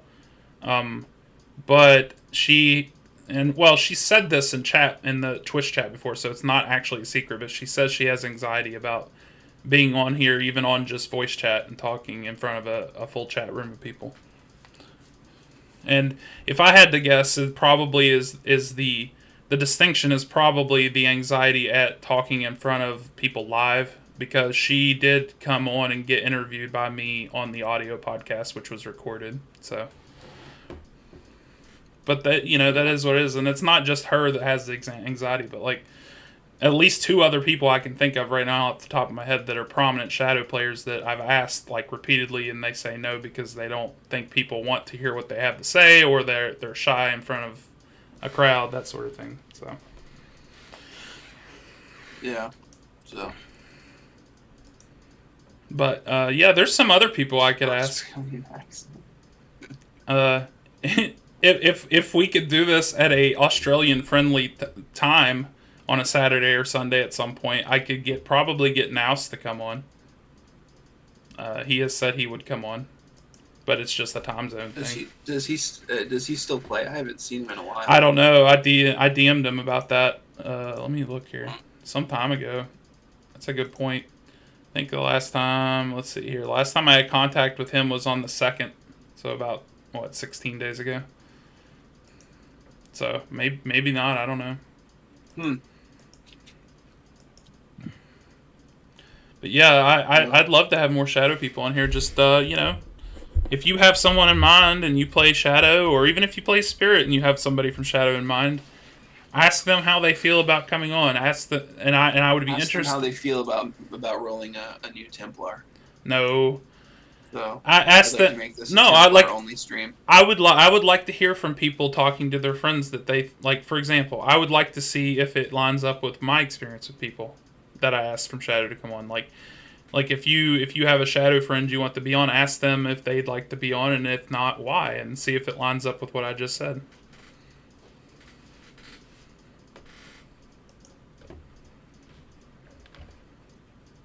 Sryan, I realized I wrote, but that Sryan isn't great, but I meant to write, not that Sryan isn't great. Love you, man. Yeah.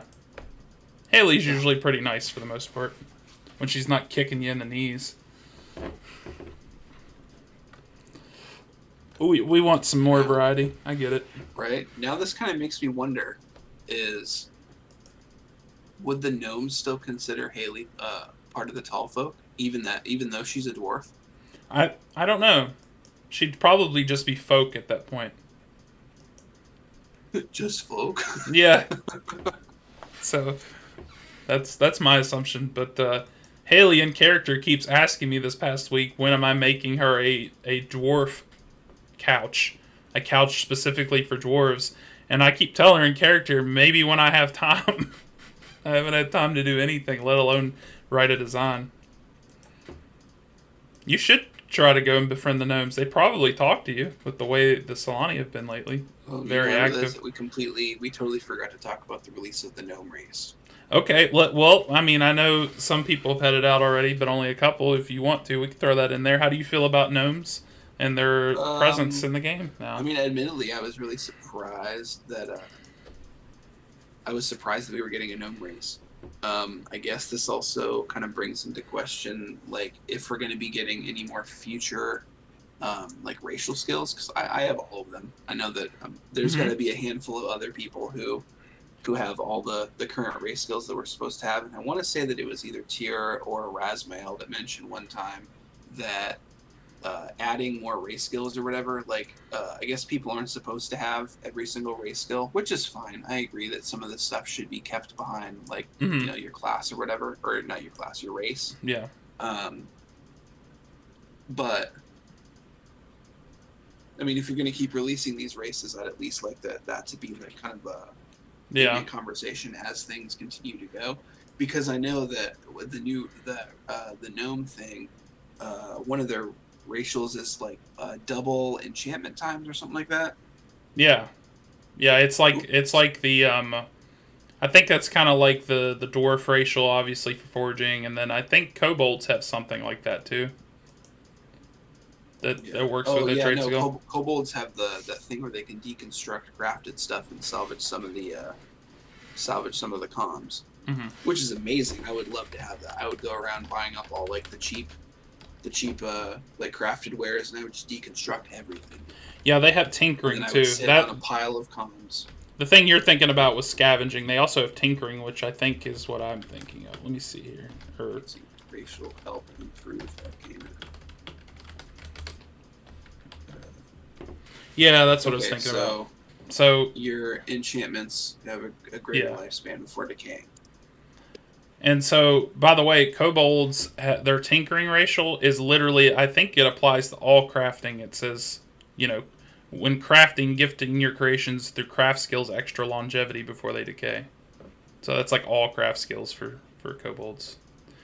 But Yeah. basically, like, kobolds have the mega version of that skill, and then, like, gnomes have the enchantment specific version. Mm.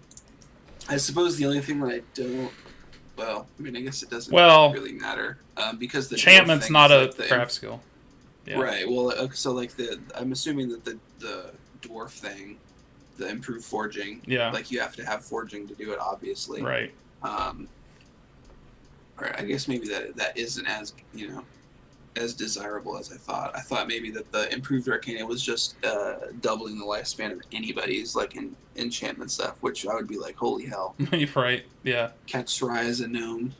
Yeah, enchanting's already going to take like a profitability hit with mining coming out. We don't need the things to last everything to last twice as long either. So Yeah, well, I mean, and then that's kind of got me wondering about whether or not forging is going to take a hit too, because if the price of steel goes down, like oh yeah, the price of wares is going to go down. So you're not really going to see, field plate selling at 10K. You're going to probably see it, at half that at best. it depends on it. Just depends on how mining works in relation to like farming, how farming worked. Because like farming really tanked the price of all the commodities that it produces. Like really, like a lot of them are 10 gold or 15 gold, at least in an Orient or less, wood and Yeah. cloth and stuff, whereas they used to be, much more than that. And now, but I also don't know how long, because I haven't messed with mining yet. Like I said, I don't know, like, what the time frame is for mining it. Like, how much do you produce per real life month or week or whatever, So it just Yeah. depends on that, really. I wouldn't be surprised, like, in the long term, unless like if it's just infinite steel and gold and silver, it probably will tank everything quite a bit. Like probably even more than you think. Probably like 1,000 for field plate or whatever, or less. Oh God. I Yeah, mean don't say that's that. my assumption. I mean, like I literally can generate more wood using farming with my 5 plots than I can use. I can literally just sit on tens of thousands of it if I was to never stop farming. So Yeah. I guess I don't know. I would be incredibly wary of how this like affects comms and stuff like that because I mean the whole point of owning a shop and stuff like that is to make money. So right, if my shop taxes still stay at you know uh, yeah, like 7,500 gold and I'm not making that with my forged goods, like then really what's the point of having a shop? Because I mean all I need to do is just go bash for a little while to to make that yeah. gold. Like if I bash for a whole day I can get well over the 7.5K to pay for my shop taxes. But then I mean it kind of defeats the purpose of owning a shop. Yeah, You but know? then that might also create churn in shops. Churn as in like people might think that like you do, and then they give up their shops, and then more people get to have shops that don't. But it also, what I think it does is, so when you call these skills mercantile skills, I was under the assumption that they are to make profit because being a merchant is tied to making profit, right? So like, if the mercantile skills are no longer making a good profit, then what's going to happen is the crafting skills will start being where all the profit's at. And that's also been true for a while because, like, you can charge more gold for your idea than, what amount of pills you have, for example, Like, it's a different thing. But I think that what it'll do is make crafting even more profitable than it is now versus mercantile, which will probably keep going into the gutter, honestly. I mean, I know that's depressing, but that's kind of my take on it as somebody that has multiple crafting skills and multiple mercantile skills, so Mm. and a shop. So, but it is what it is. It's not like I can do anything about that. It's just up to the pools and stuff. So, Yeah. just roll with the punches. I can mean, see it pros and definitely cons in both ends of it. Yeah, So. I mean, it seems like that there's definitely like you're not going to get rich off of forging because Right. like all that stuff is like such a long decay time, like 120 days. So you're looking at over 3 months, Yeah. you know? What's forging's pretty unique too in that it's like I can't remember. It probably is. Yeah, it's the only mercantile skill that's actually also a trade skill. So I mean, Yeah. in the fact that like, yes, you could just not use the crafting trade skill side of it, but like you'd really be doing yourself a disservice because like most of your profit in forging is going to come from the cool designs you make, as opposed to just these things that decay after like 6 real life months or whatever. So I mean, I don't know. I've noticed that there's like a huge lack of like specifically like the crafted designs. Like the only person that I know that just has a ton of them is probably Vorless. mhm. In all of his shops in like Bloodlock and Spines Reach and Esterport. So I actually get a lot of my weapon designs like from him because like a lot of his stuff is like obviously like shadowy, so it really Mhm. fits my character aesthetic. Um, and I only have maybe a handful of designs that I've made myself, just because I don't particularly like making designs. Like I have to be in the mood for it. Yeah, me Um, too. and even when I made designs, like as I think that I made like a sword for Stigander one time, and I don't think I charged him all that much. Right. Um, I mean, he tipped me like really well, but I mean, I think that usually, like in terms of people like on Spirit side, if they come to me for forging stuff, Mhm. um, as long as they pay me the cost of the comms, I mean, I'll make them pretty much anything. And it's up entirely up to them to on whether or not they want to tip or not. So Yeah, like the time I gave you 50,000 gold for like one weapon. yeah, yeah, Yeah, that was that funny. was nice.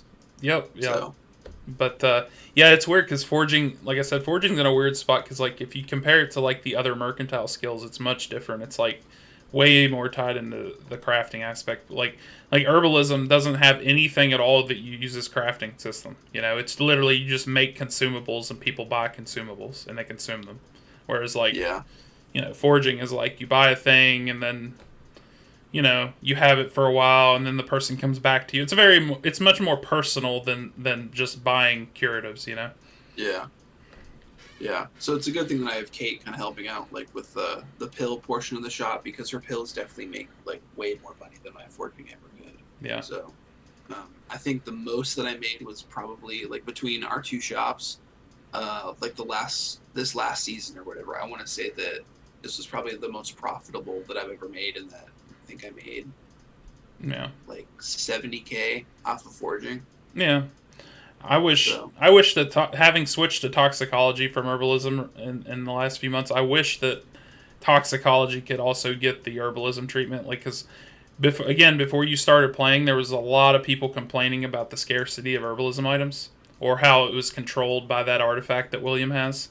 And so there was a time there when they made changes to where you made, because you used to make like one pill per thing, and now you make 10 times as much.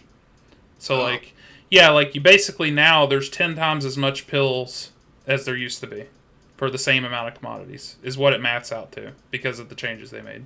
And that was intentional on their part because like people were like being like, "Oh, there's no antibiotic for me to power bash for 9 hours a day or whatever."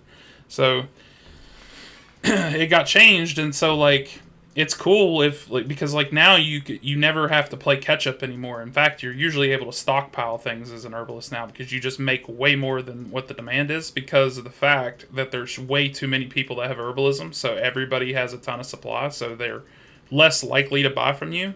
So because there's so many people that sell the same thing. Whereas yeah, like that's fair. toxicology, like there's not a lot of us out there that have shops as well. I get the impression that a lot of people with toxicology go out there and they harvest the venom sacs and fill their own venom caches up, or their fluid caches up with venoms. That's smart. I should do that. And well, here's the thing, and I didn't even know this before I got the toxicology. So when you buy a cask for your shop to put a toxicology venom in, right? You milk two venom sacs at a time to get 2 sips basically into the cask, right? So it's like it's a 1-to-1 ratio, but it's done in twos, right?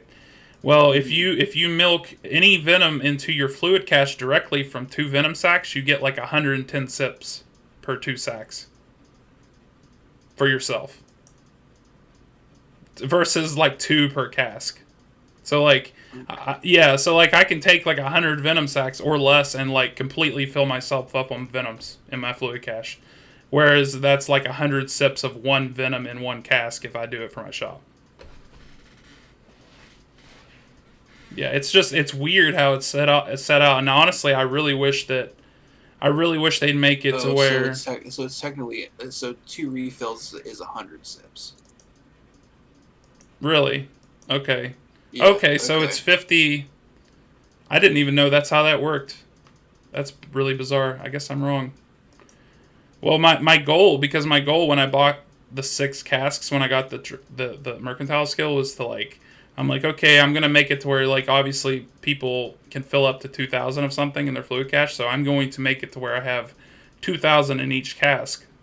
So basically that means I have way too much of each already. It is worded weird, yes. I think that's very confusing, but I'm biased because it just happened to me, but um, okay, well, now that I know that's how that works, I guess toxicology is just fine. And now that we have mining and I don't have to save my credits for it anymore, I think I'm going to go buy a bunch of casks when we get out of here. Because I want to have I think it's like 28 or 29 toxins or whatever. So that would be cool. I don't know if you knew this or not, or if anybody knew this that didn't have toxicology. Did you know that there is a toxin that requires you to have ilum shards to fill it? I did not know that. Yes. Which one is that? It's I don't know if this is how you pronounce it, but it's the one that gives peace. It's Uwabane. Ubane? Yeah, it Huh. requires. I did not Yeah, know that. it's not too crazy, but like I didn't even know that till I started using the skill. I thought that was kind of interesting.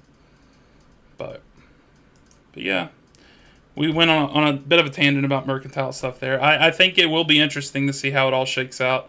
I don't know if the pools or Rosmail or whoever know how it's going to shake out. Like, I don't know if that's part of the plan or if there is a plan with all the way things are. But I think if we're going to intentionally tank the profitability of most of the mercantile skills, I think it would be best to stop calling them mercantile skills and call them something else.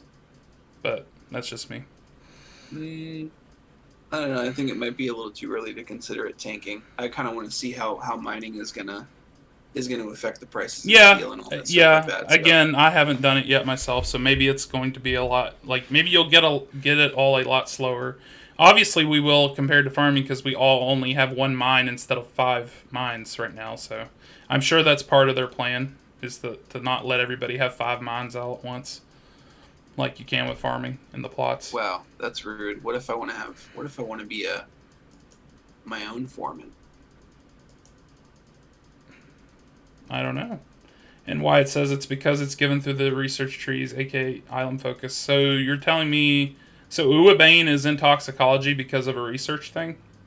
That just kind of goes back to what you were saying last week, Steve. Remember how you were like complaining about research being really this weird, or was that someone else? I can't remember. I think it was you though. You were talking about AB research or something, or was that someone else? Uh, I don't know. The only thing I talked about, I think last week with the research thing, was that you can beseech your Yeah. the city patron for a blessing, which I did yesterday, and I had no idea about. Okay. Well, I guess this is part of a thing in AB research. Then that's wild. I didn't know that Uwabane was a part of that. But peace is a powerful mechanic. Yeah, I'm watching in game that Kate just died to a mining cart because she didn't set the brake. Nice. I'm glad she's Oh God. I'm glad she's dying for our benefit so that we don't do the same thing. Poor Katria. Oh God. That's so funny. That was Rowan that said that before. About yes, that's true. I often get your two characters' names mixed up, and I don't mean to do that. But they are also, at least in my head, pronounced very similarly. So, Saran and Sryan, or however the hell you pronounce it. Saren. Yeah, Saran Saren and and Sryan. Sran. Yeah, Sran. yeah, that's what I'm saying. There's very okay. All right. Wyatt's telling me what to do. Sorry, here. Saren. You're gonna need to change your name, buddy. Yep. Oh, okay. Well, there you go. trade mastery and the research skill. So AB research trade mastery, and it says the skills of concoctions, reanimation, forging, enchantment, conjuration, and venoms have new Ilum related creations. Yep. That's another thing that I guess we're gonna have to typo too, because reanimation and venoms and conjuration I don't think exist anymore. Yeah, why I just said reanimation. Let's just fix that typo right now. Concoctions isn't even a thing anymore. Well, that whole sentence needs to be redone. Nice. I'm surprised forging wasn't called smithing or something. I don't remember it. Was it ever called smithing when you were in Infernal? I can't remember if that was on Aetolia or Empyrean. No, I think it was called forging. Okay, I think smithing was on Empyrean. I get that mixed up. Bring back full plates when. Yeah, I wish. I really do think field plates should give a little bit higher of an audit. Like it feels bad that shields are so good. I was so mad. I can't even tell you how many hours I spent at the forge making an awesome full plate back when I was in Infernal. In my rapiers were like pristine. Yeah. Like absolutely maxed for like the best like speed stats. Yep. Back when you had to use rapiers if you wanted to use speed weapons. Yeah. Yep. I remember that. It was I think on Empyrean they were the fastest ones were sabers on there. I remember every knight on there used sabers. And the funny thing is, back in the day on Empyrean too, you could still do the whole equilibrium arc thing. Like that was a common thing we used in 1v1 back then. It's hilarious to me that like 15 years later, it's seeing group combat use on Aetolia now. Yeah, like the paladin class in Empyrean was just like the paladin class basically in Achaea. So like it had devotion, kind of like how luminaries do now in Aetolia. And so like you could do things with devotion that used equilibrium on there, and then immediately arc afterwards as a paladin on there. So it's kind of nasty. Like one thing a lot of people did on there was hell sight and arc. Like you could hell sight someone and then arc immediately. And this was back when nobody had curing systems, so... Really? That sounds like a terrible idea. Yeah, it was something. It was the Wild West on that game. You could literally hell sight and then arc with asthma, is what a lot of them did. And that would crush people sometimes. So it's funny to me. It makes me very nostalgic that people are now using that sort of thing on Aetolia, but like in a different way, So what you're saying is that the Templars need a blade charge empowerment that give Hellsight. Cool. I'll remember that. I mean, I don't have any good thing to really say about the current implementation of Bladefire as a whole, so I'll just defer from saying anything and just agree with you. All right. Before we could salvage materials. Yep. Hey, Embercoat. I don't think I've seen that person in chat yet. I had to remake my full plate design into one for field plate, but the plus side is that I think it reads better now, so that's a plus. Yeah. Thanks for the follow, too, Embercoat. We are only one follow away, guys. That's awesome. Yeah, thanks for coming in near the end here and giving us a follow and some chat. That's good. But I think we're gonna get out of here. I'm tired. I want to dig into mining, and I think I want to eat some dinner. So. Yeah, I think it's about lunchtime for me. So. Yeah. All right. Thanks, guys. Yep. Thanks everybody for coming. Let's see if there's anyone to raid with us, like to raid on Twitch, to help them out with their viewer count. No, I don't have anyone on right now. I don't think Phoenicia's on either. Let me check. Nope, nobody's on. She's not. Nobody to raid right now. Well, we're going to get out of here. We'll hit stop streaming, and we'll see you next week. I'm sure with the way things are going, we will have tons to talk about then, and hopefully we'll have some more people on with us to talk about it. So, and then Haley can get rid of Sarain, and everything will be all right. So, Perfect. See ya. Bye. See ya.